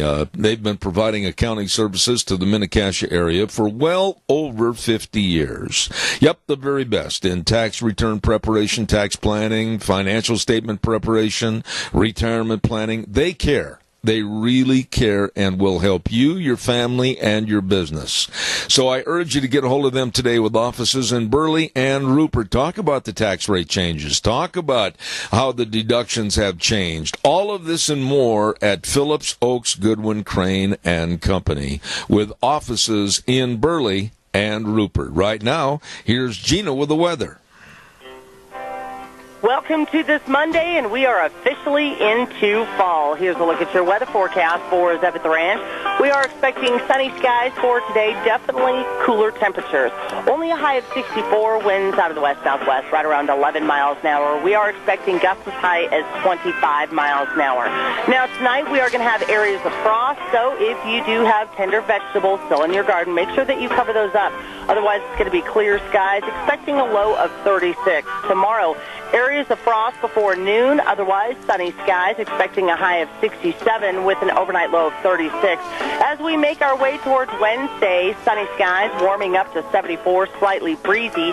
Wednesday night, mostly clear with a low of 44. For Thursday, sunny and 77, and as we look ahead towards Friday, sunny and 80. That's your weather forecast for Zeb at the Ranch. Thank you, Gina, and the weather brought to you this hour by our friends at Phillips, Oaks, Goodwin, Crane, and Company with offices in Burley and Rupert. Really, really good people. I've got time for a couple of calls before our next segment, so give us a call at 436-2244, 1-866-927-4587. As I said earlier, we're going to start this morning in the next hour of explaining right down to the most minute detail Proposition 1, and then on Wednesday we're going to talk about Proposition 2 on our program this morning, and he just walked in the door a few moments ago. Todd Dvorak is going to be on the air talking about Prop 1. So if you have questions or concerns or you want information, we're going to try to give that to you in the next hour for the entire hour on Proposition 1. Give me a call, 436-2244, 1-866-927-4587. When you think about life insurance or health insurance or retirement planning or employee benefits, don't forget to remember our dear friends at Cameron and Siemens Insurance, Highway 24 in Rupert. You know, these folks are professionals and very dedicated and responsive to your needs. So please get a hold of them today. Try to line up an appointment. They can, and they will help you. Cameron and Siemens Insurance, Highway 24 in Rupert. That number to call, 436-4424, Cameron and Siemens Insurance. You know, there's another subject I wanted to talk about, and we saw it happen quite a few times yesterday. And for many of you, it may not make any difference. Many of you don't care. Many of you are not sports-oriented. But I will say this, NFL football is becoming extremely wussified. I'm not kidding. I saw it on about 3 or 4 occasions yesterday on games that I watched, and a lot of you are going to say, well, what about the national anthem protest? I don't know who sat or who stood. I did check with one of my sources back on the East Coast this morning, and some of the teams I'm going to make reference to right now, all their players stood for the national anthem.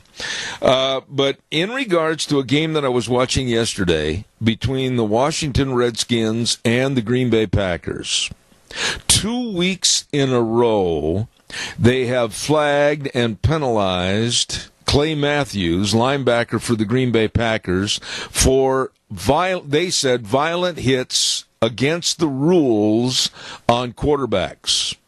For those of you that follow football, look at the hit yesterday on the quarterback for the Redskins by Clay Matthews. Nothing illegal about that hit. And my point is that football is becoming a wussified sport. Can't hit here, can't hit there. Now, I realize there's been a lot of the rule changes to make certain aspects of the game much safer. I'm all in favor of it. But the game is tackle football. And yesterday, another flag thrown, and he wasn't the only one. Clay Matthews had a flag thrown on him again for what they said was unnecessary roughness. But in 4 other games, the situation the same way happened when it wasn't flagrant, and all they were doing is making a tackle. If they're going to wussify the game that much and alter the game that much, then turn it into flag football or two-hand touch, because the game is absolutely not the same game it was 5, 10, and 15 years ago. And I will also say this, I think because of pulling up and maybe shortchanging the tackle, injuries are more prevalent. I will say that and stand behind it. So anyway, there's going to be, I think, some rule changes. There has to be, because the players themselves right now, they really are at a position, what do I do? What can I do? What I can't do? And am I going to get a penalty or thrown out of the game? Calls welcome, 436-2244, 1-866-927-4587. And we're going to have, as I said, in a few minutes, we're going to have Todd Dvorak on the air. I believe he's with strategies360.com, and we're going to be talking about Proposition 1, and that, of course, is the horse racing issue here in the state of Idaho, and he's going to break it all down for us. I have one other little quick note that I need to get on the air this morning, and it is in regards to a Bounty of Harvest dinner and bazaar that's going to be sponsored by the Rupert United Methodist Women, held on Friday, September 28th, coming up this week, from 4 to 7 p.m. at the church at 605 H Street. Whoa, are they going to have a dinner? Pulled pork, oven-roasted new red potatoes, Methodist squash, Carolina-style coleslaw, applesauce, home-baked rolls, pies. Oh, there's going to be a lot of pies. A baked food sale is going to be there, craft bazaar. It's all going to be a lot of fun. And if you'd like to have an order for a dinner to take out and take home, all you have to do is call 436-3354. That's coming up this Friday at the Rupert United Methodist Women and their church at 605 H Street in Rupert. All right, well, that's going to wrap it up for this hour, and we're going to send it back over to Wheels at our main studios, and I'm going to kill a pesky fly that has been buzzing around in the studio for about the last hour and a half. He's on his death watch, so be careful. We're going to send it over to Wheels to have a little music before we go to CBS News. We'll be back in about 7 minutes.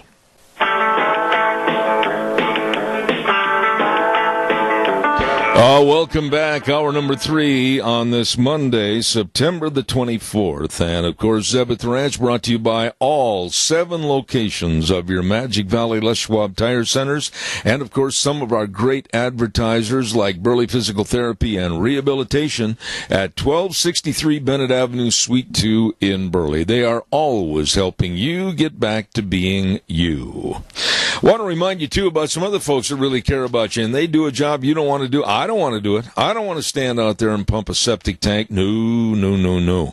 That's why I know you call Dino Septic Service, and they are the best at what they do. Recently enlarged and have become bigger and larger to better serve anybody and everybody in the Magic Valley. Septic tanks pumped, water and sewer lines installed, sewer and sink drain lines cleaned, liquid waste removal, all of this and more.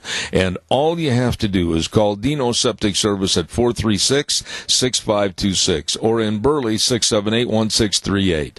They do the job we don't want to do, and they drive in your yard with that great big truck that says smells cargo on the way. Dino's Septic Service. You be sure and call them right now. Also, don't forget our friends at Syringa Plaza, a lovely and affordable senior community in Burley, Idaho, serving low-income seniors who want to maintain an independent living status. With or without assistance, believe me, this is the place you should check on. Located at 626 Elba Avenue in Burley, and the telephone number 677-4204. I urge you to call. They've got many special features, bedroom apartments with carpeting and kitchen with electric ranges and refrigerators, emergency call systems, ample community space, all of this at Syringa Plaza. Affordable senior community in Burley. The number 677-4204.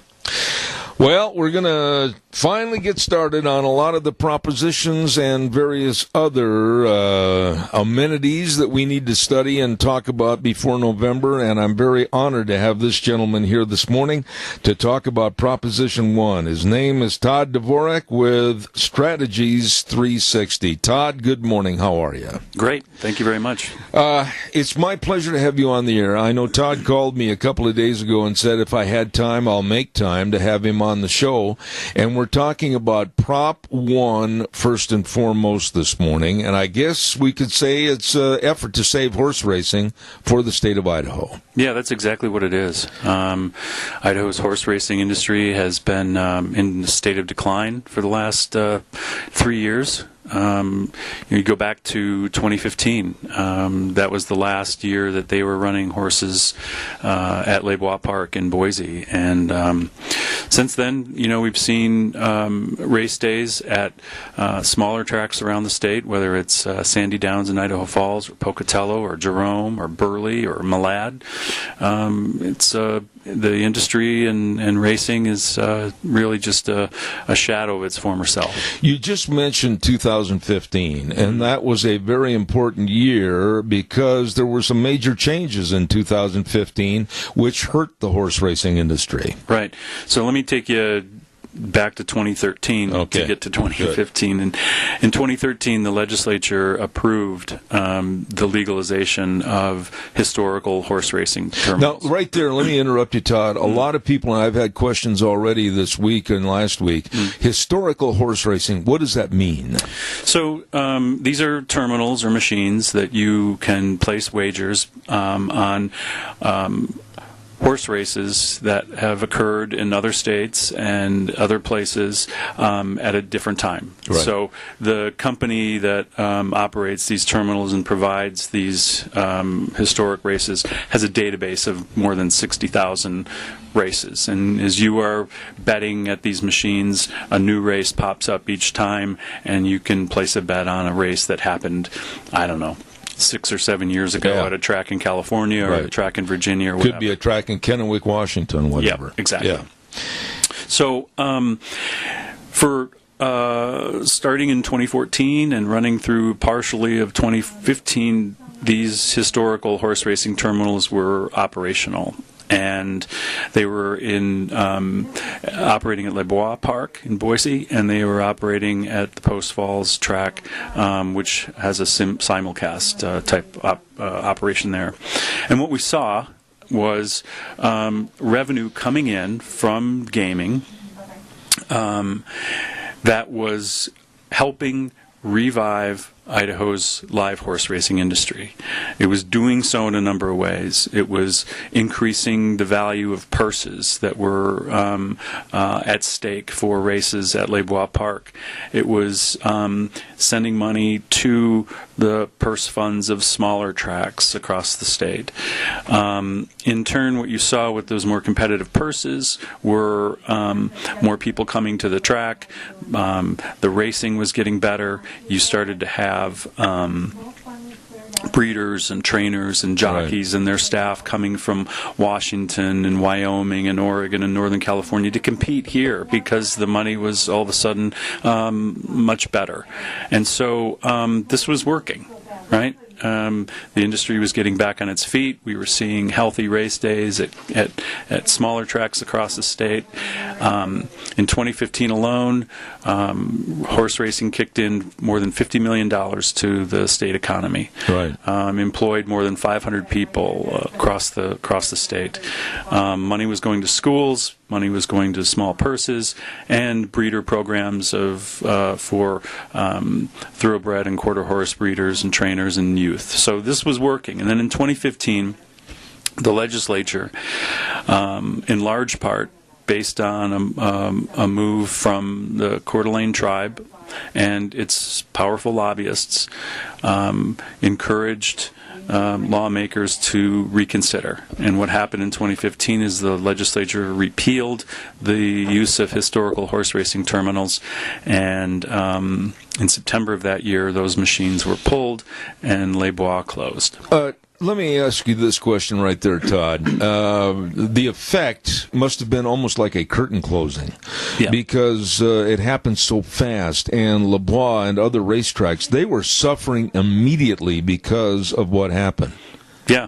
So, we haven't had a race at Les Bois since August of 2015. Has it been that long? Yeah. I mean, the track's closed. Yeah. They had a few race days at Sandy Downs this year, and they had a couple of races down in Malad and some other smaller counties. But this industry has really, been in a state of decline since that revenue from those terminals went away. Do you think that the Idaho public understands the loss of revenue from not having the horse racing issue? I mean, this is something that they better know and appreciate when they go to the polls in November, because it was a drastic cut back on money that was turning over in our state 4 to 5 different times. Mm-hmm. Yeah. Think about it. You've got an industry that, you had live racing that was happening in Boise, but, who are those folks that come to bring their horses to the track? I mean, there are folks that raise thoroughbreds and quarter horses out here in the Magic Valley or over in eastern Idaho. So they're rural communities. When you have racing in Malad, and when you have racing in Pocatello, Jerome, you have people coming to town buying gasoline, staying in hotels, eating out, buying tack and feed at the local stores. So there is a whole sort of economy that is supported by a healthy industry. The residual effect of the horse industry in the state, whether it's for the trailer sales, whether it's, like you said, the horse and tack, insurance, everybody benefits by having a stronger horse-related economy. And I'm going to say this, that across the board in the United States, you and I talked about this, I've been in the horse industry all my life, and quite frankly, it's one of the top 3 agricultural endeavors across the United States. It's something that absolutely makes people a lot of money and contributes to our economy. Well, it's also a part of our cultural and historic and traditions here in Idaho. I mean, we are an agricultural state, and there's a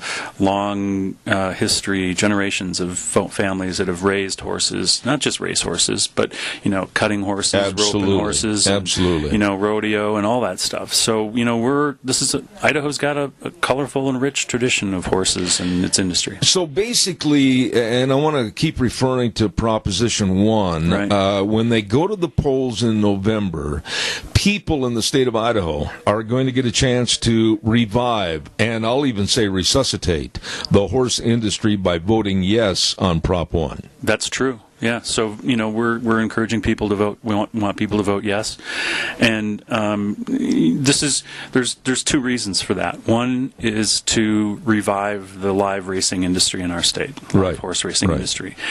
We think it's a crucial part, and you and I've covered that already. But the mechanism that does that, right, is legalizing the use of historical horse racing, and this limited, transparent and narrow form of gaming, and the revenue will be used solely, well, not solely, but the revenue will be used largely to support the horse racing industry. Now, there's money from these machines that will go to public schools. Yes. There's money from these machines that will go to support the Idaho Racing Commission, which oversees, is the governing body for racing, which doesn't get any legislative appropriation, I might add. There's money from the gaming revenue that will go to support breeder programs, 4-H youth programs across our state. So, vote yes for the horse industry. Let me ask you also, Todd, and by the way, we urge and encourage calls right now on this issue, Prop 1. I know there's a lot of people that don't understand Prop 1. There's a lot of people that think, they're just trying to promote gambling here in the state of Idaho. No.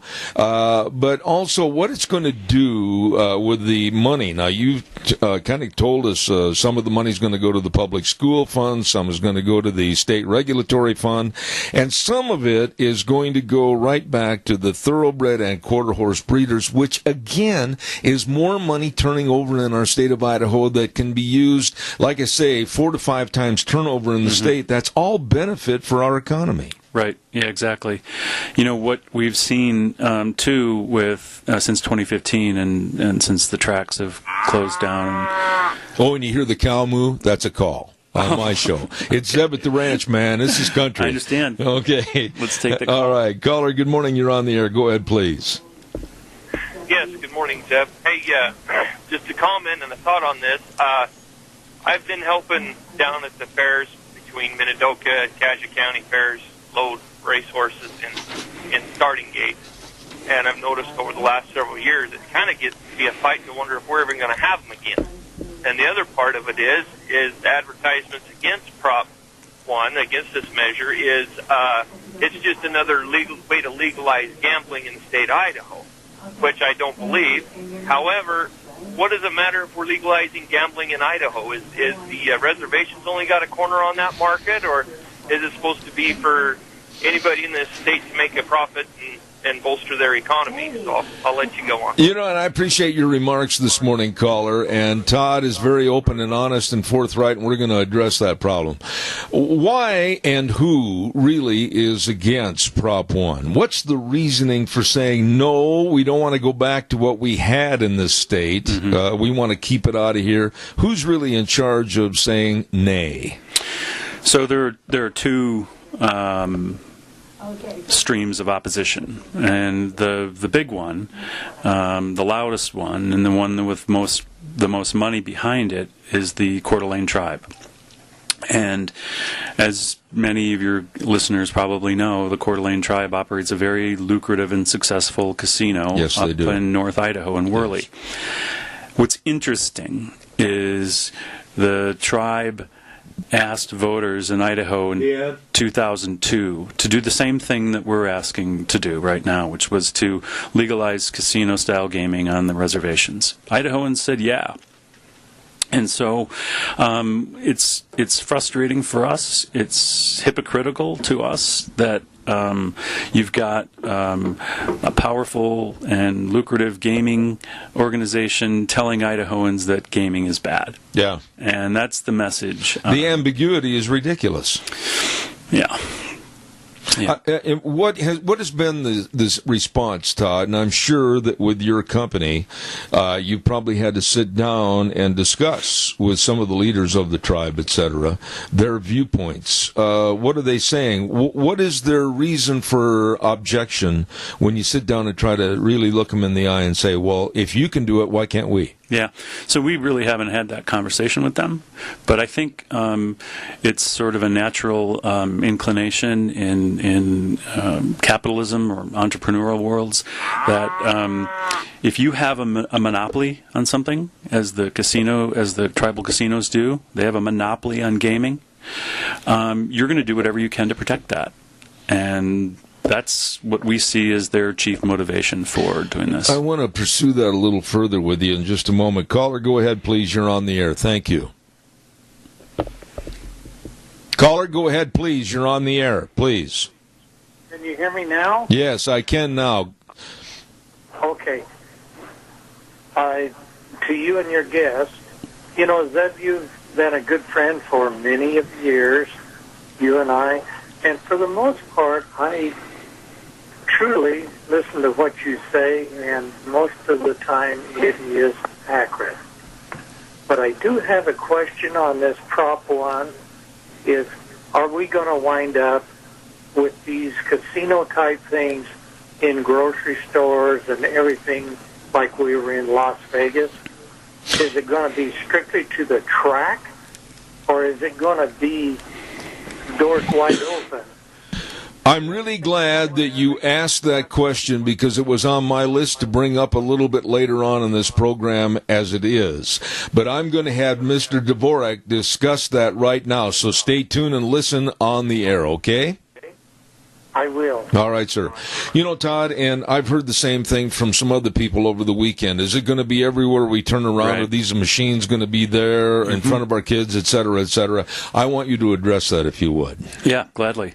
And, you know, we hear that from the opposition, too, that if Proposition 1 passes, there's going to be a proliferation of historic horse racing machines all over the state. Right.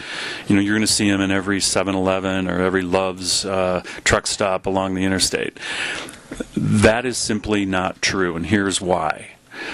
If you look at the language of the proposition, which you can find on the Secretary of State's website, and you can find on our website, SaveIdahoHorseRacing.com, I encourage folks to go and look at and read it and get educated on it. But the language in there is clear. These terminals can only be used only be operational at tracks, at horse racing tracks. And there's another catch.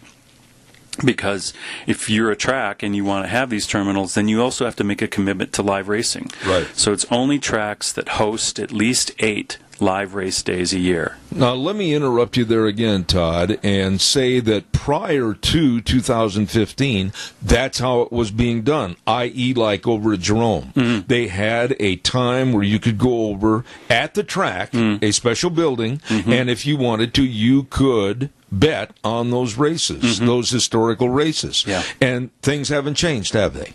Well, you know, I mean, there was a glitch in 2014, 2015. Operators of Sandy Downs were using these terminals at an off-site facility. Oh, okay. We have fixed this language to prevent that from happening again. So the folks at Sandy Downs, if they wanted to plug their machines back in, if this passes, they would have to put those machines at the track. So any track that has had horse racing in the past that wants to, if Proposition 1 is passed again for this year, they can open up an office area, whatever, to house these machines if they're a legitimate horse racing track. Yep, has to be at the track facility. And I see nothing wrong with that. And that track has to have 8 live race days a year. Now, there's another component to that, and that's that you have to go to the Idaho Racing Commission and say, we're going to have 8 live race days a year, or 10, or whatever it is. And the Racing Commission also needs to authorize that. So there's some government oversight and accountability on this, and we think that's the best way to operate And this. once again, reiterate, these are not machines that you will find at your 7-Eleven or your grocery store, at your barber shop, or whatever. It's going to be solely connected to the tracks that have the availability of having on-track racing live. Exactly. Yep. That's all we need to know right there. And the key thing about that is that Treasure Valley Racing, which is funding Proposition 1 and operates at Les Bois, they wrote it that way so that there was a commitment to live racing. You can't just have the machines at your track facility. You have to have at least 8 live race days a year. Now think about what that would mean for a track like at Jerome, or a track like in Burley or in Malad. You'd have that economic activity. You'd have people coming there to compete and to race, and you'd have fans coming to wager and to just hang out and be connecting.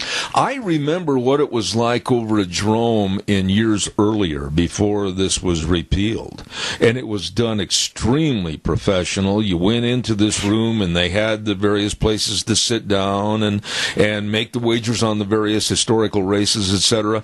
Everything was first class, and it was connected to a racetrack over in Jerome. And to think that maybe this could come back again with the auspices of helping the horse industry grow, the race dates grow, and all the other affiliations with the horse industry to prosper and become more economically viable, I can't find anything wrong with it.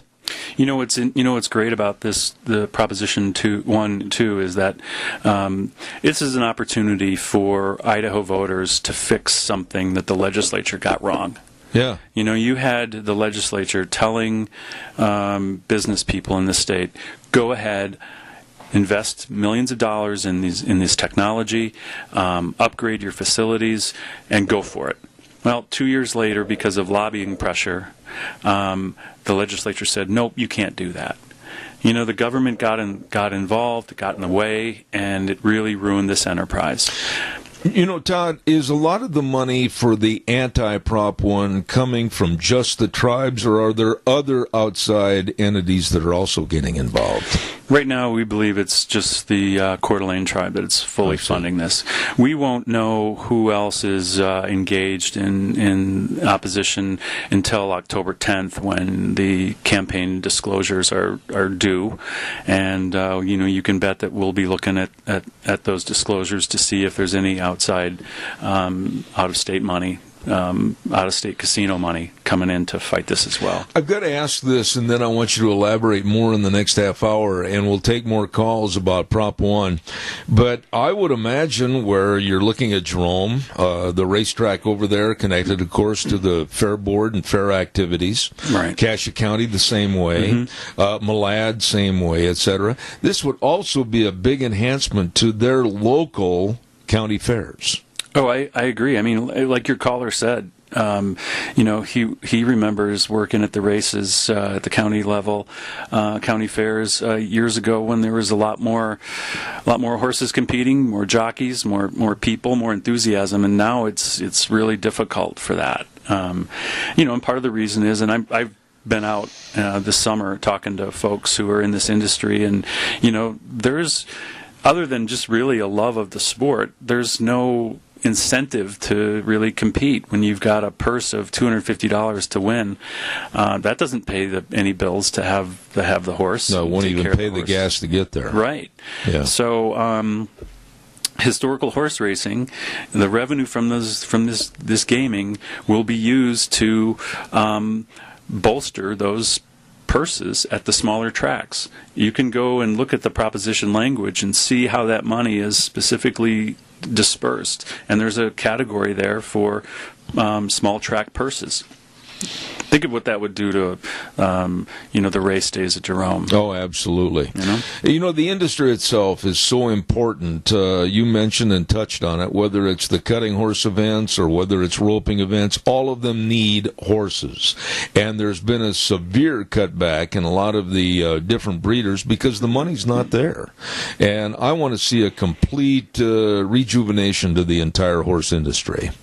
Well, for that to happen, and I think a lot of people agree with you and want to see that too. But for that to happen, it's clear that for the horse racing industry to right itself, and to be self-sustaining, without any government support, that we need the revenue from historical horse racing. And I will say that Idaho is not unique.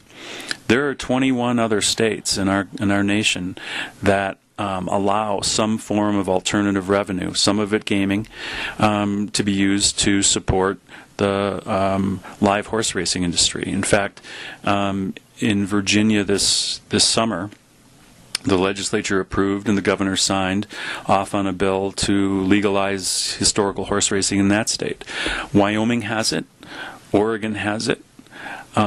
States like Kentucky. I mean, you would think that if there would be a state that has a healthy live horse racing industry, it would be Kentucky. But Kentucky has been very successful in fixing things down there with historical horse racing. Absolutely. We're visiting with Todd Dvorak, Public Relations Media Director, and he's with a company called Strategies 360. We've got to send it over to our station for a 3-minute break. We'll be right back with more. Don't go away. And now, back to Zeb at the Ranch on AM 1230 KBAR. To reach Zeb, call 436-2244 or toll free 1-866-927-4587. And now, here is Zeb Bell. I want to remind everybody on Thursdays, of course, at 10:10, we have a segment on my program called Cassia County School Days, where we go right into all the different items and entities of education in Cassia County, and it's brought to you by A Child's World, of course, at 1308 Overland in Burley. They've got all the new fall clothes, and they do all the gift wrapping free. They also carry all the Cherokee scrubs, and special orders are always coming in. So please stop over to a family store, A Child's World at 1308 Overland and Burley, bringing you Cassia County School Days on Thursdays at 10:10. Also want to remind everybody, too, about our friends at Ramsey Heating and Electric, proud to offer service you can trust, along with Lennox products. And, of course, Ramsey Heating and Electric is offering up to $1,600 in rebates on qualifying equipment purchases. All you need to do is call them today at 678-0459 or visit them online at ramseysonline.com. Lennox and Ramsey's, trying to make you comfortable.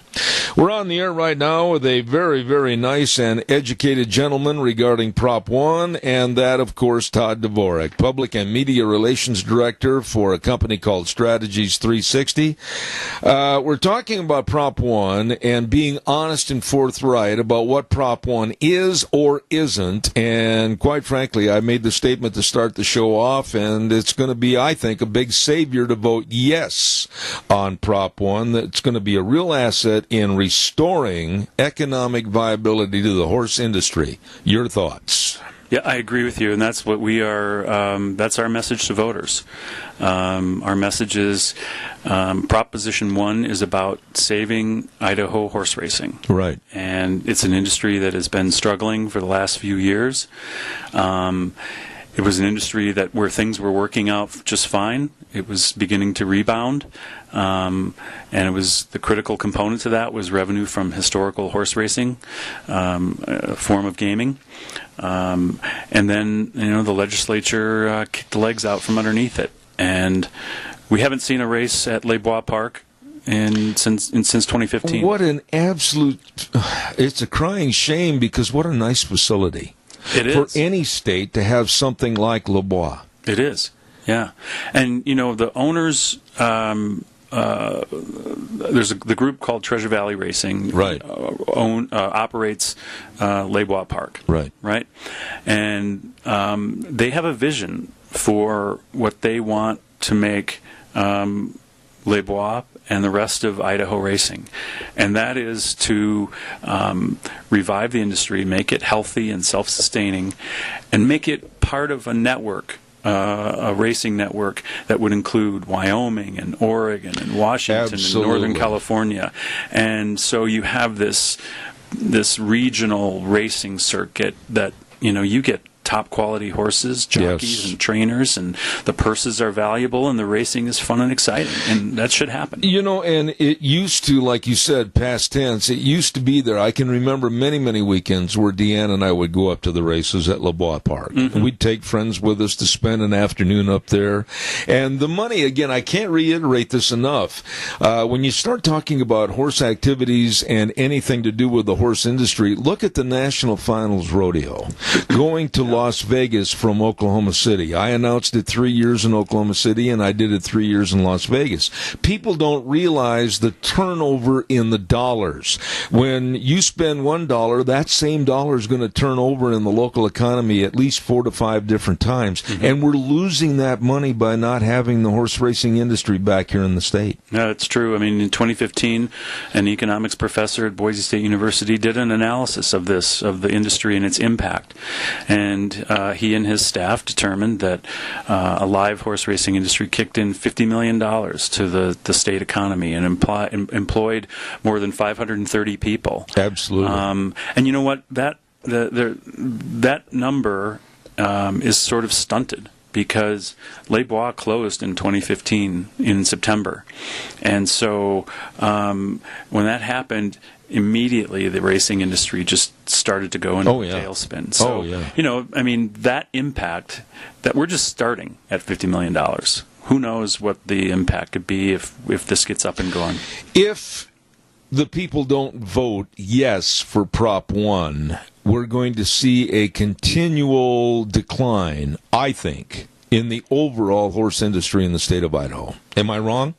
No, I mean, because what we've seen since 2015 has been that. You've seen racing diminish at some of the smaller tracks across the state. You've seen people who are respected and noted and long-time breeders of quarter horses and thoroughbreds in the state move out.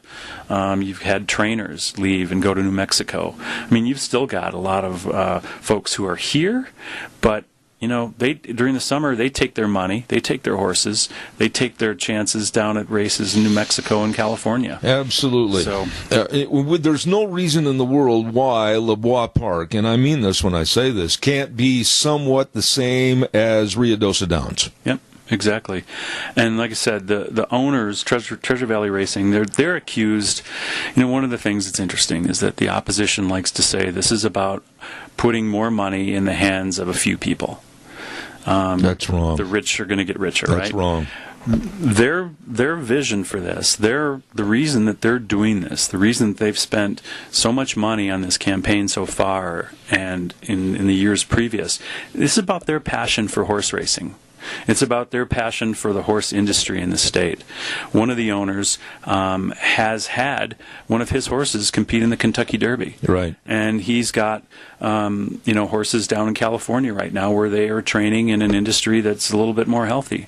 Another one of the owners just brought his horses back from Seattle where they were competing at Emerald Downs. So this is not about a handful of people getting more money. And let's discuss, Todd, and during the break, Todd brought this up to me, and it's so true. We're not talking about sleazy slot machines, are we? No, we're not. The opposition is saying that we're going to try, we, the horse industry, and you, etc., trying to bring in slot machines to the state of Idaho. That is a misnomer and, quite frankly, a lie. Yeah, there's nothing true about that at all. First of all, slot machines in Idaho are illegal. That's right. It's spelled out that way in the Constitution. But there's a difference between these historical horse racing terminals and a slot machine, and it's pretty basic. A slot machine awards winners based on random number generation. So it's a game of chance.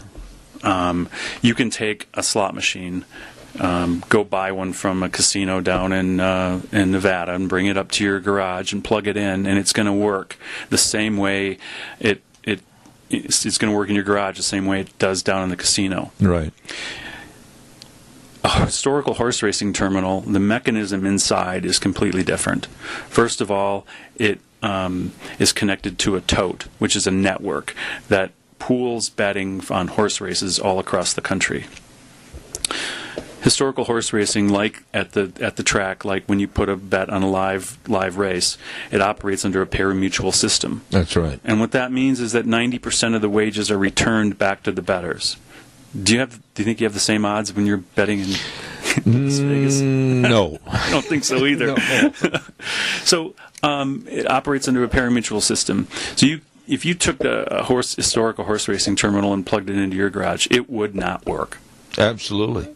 And I think right now we should reiterate what we said in the last half hour, that these machines are not, underline the word not, going to be at the 7-Eleven, the grocery store, the barbershop. They're going to be only at locations where they have a track, i.e. the Jerome County Fairgrounds, etc. Yep.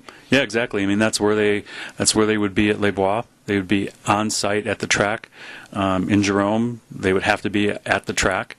And that language is very clear in the ballot initiative, and voters can go read that and verify for themselves.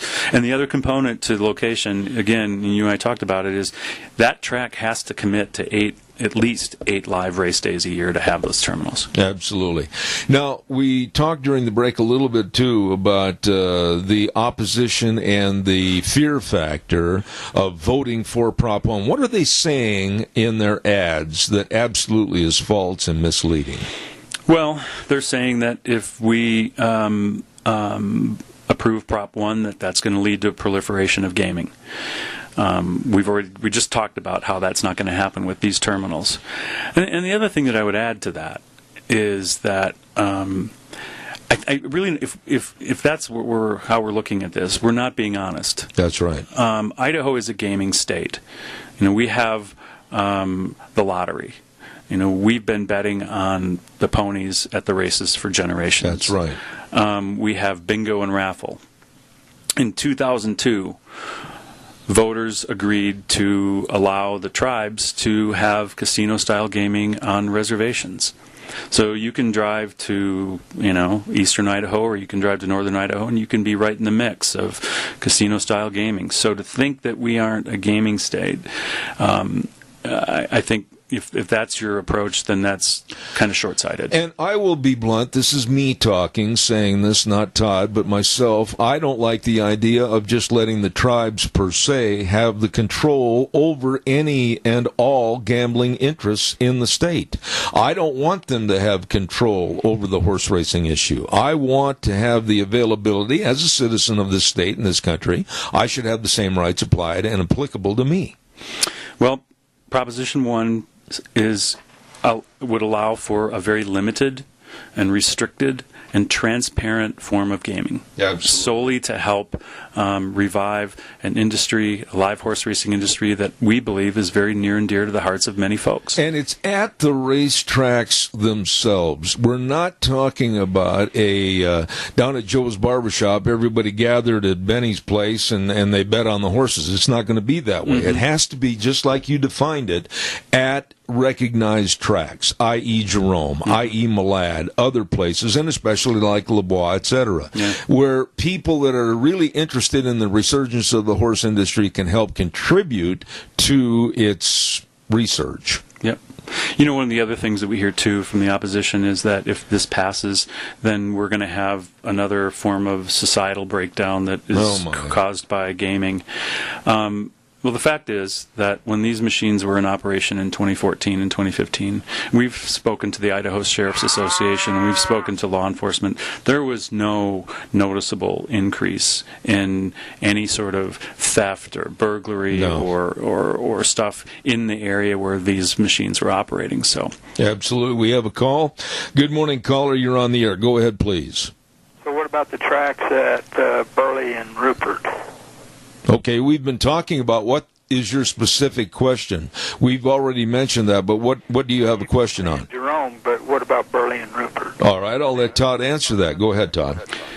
That's something that could happen at those tracks, but it's really up to it's a decision that would have to be made by the folks that operate those tracks, and I don't know if that's the county commissioners or an independent group that operates the races at those tracks. However, the answer to your question is these historical horse racing terminals could be set up and operational at those tracks if they have them on site at the track and they commit to at least 8 live race days. So there has to be a pro and a con, and there has to be a working on both sides of the fence.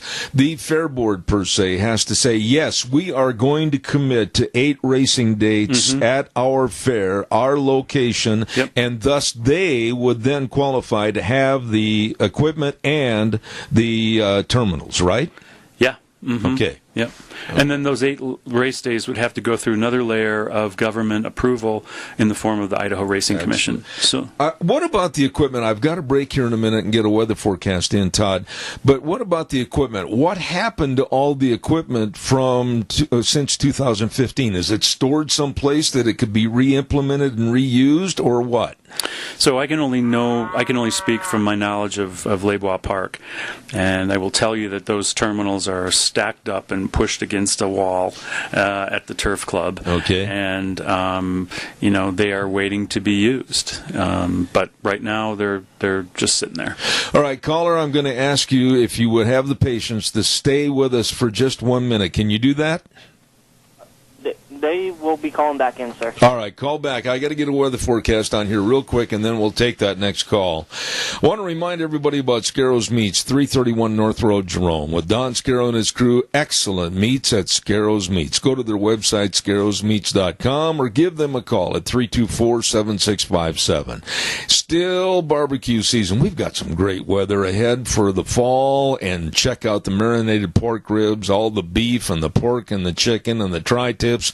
Everything is delicious. Scarro's Meats, 331 North Road, Jerome. Number to call again, 324-7657. Right now, here's Gina with a forecast.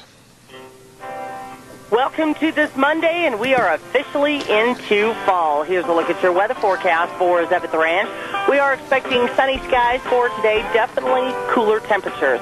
Only a high of 64, winds out of the west-southwest, right around 11 miles an hour. We are expecting gusts as high as 25 miles an hour. Now, tonight we are going to have areas of frost, so if you do have tender vegetables still in your garden, make sure that you cover those up. Otherwise, it's going to be clear skies, expecting a low of 36. Tomorrow, areas of frost before noon, otherwise sunny skies, expecting a high of 67 with an overnight low of 36. As we make our way towards Wednesday, sunny skies warming up to 74, slightly breezy. Wednesday night, mostly clear with a low of 44. For Thursday, sunny and 77. And as we look ahead towards Friday, sunny and 80. That's your weather forecast for Zeb at the Ranch. Thank you, Gina. Brought to you by Scarro's Meats. Don Scarrow and his excellent staff at 331 North Road, Jerome. They are changing the way we eat, one delicious bite at a time.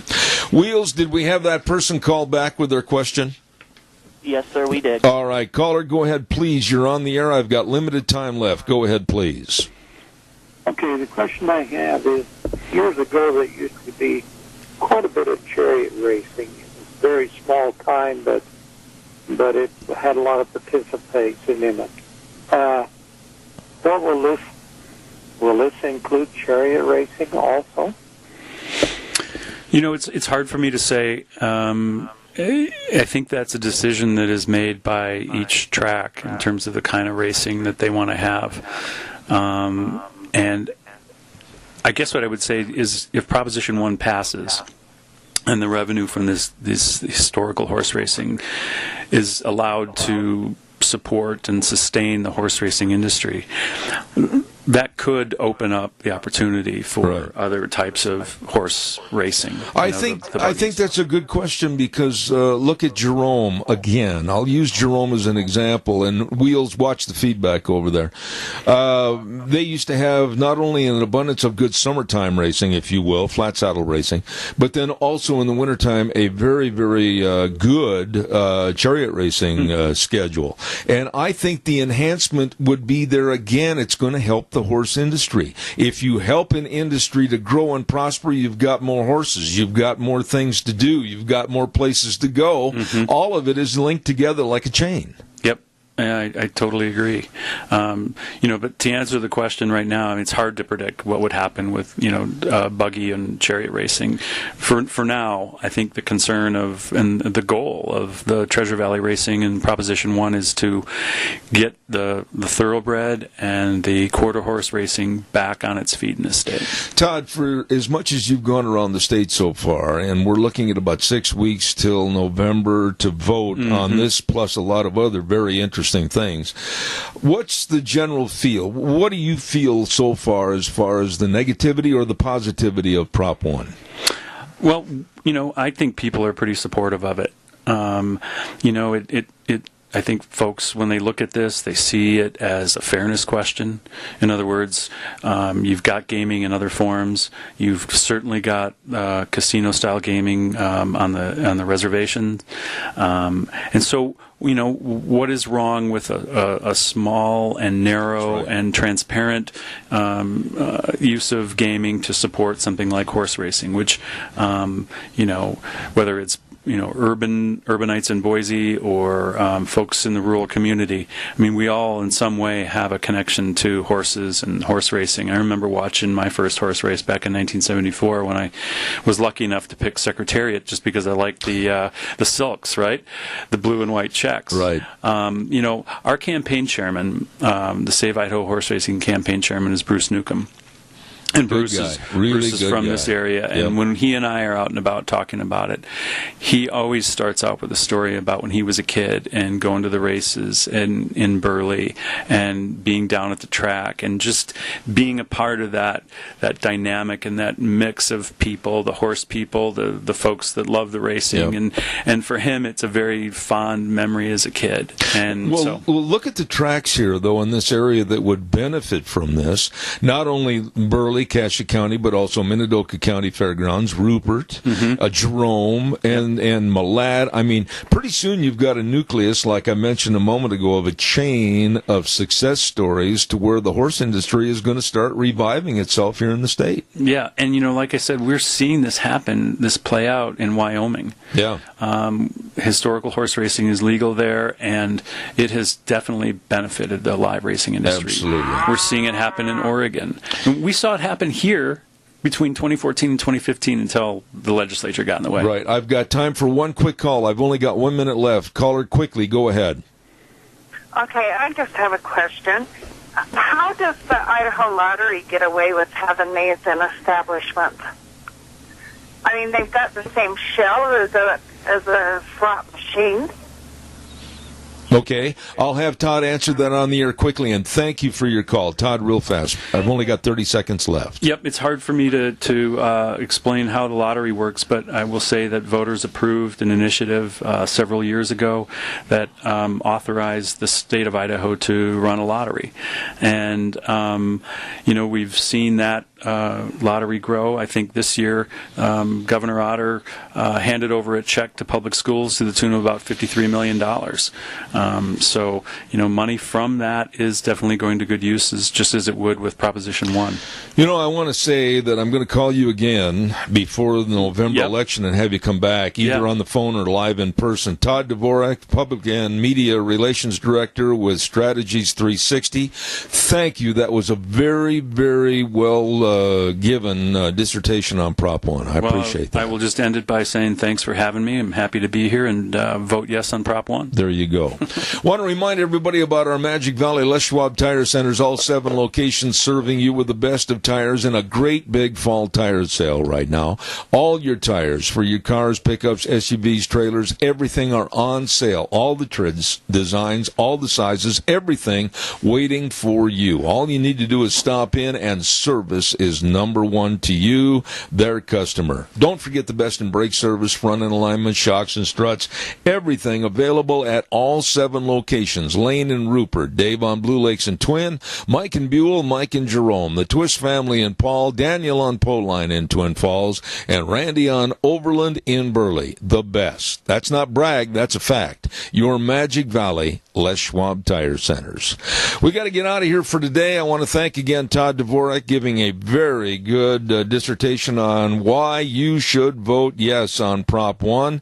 And don't forget, we're going to be back here tomorrow morning at 8:06, ride the horse again for 3 hours. And we always say the way things were are the way things ought to be. And don't forget, the world needs more cowboys. See you tomorrow morning at 8:06.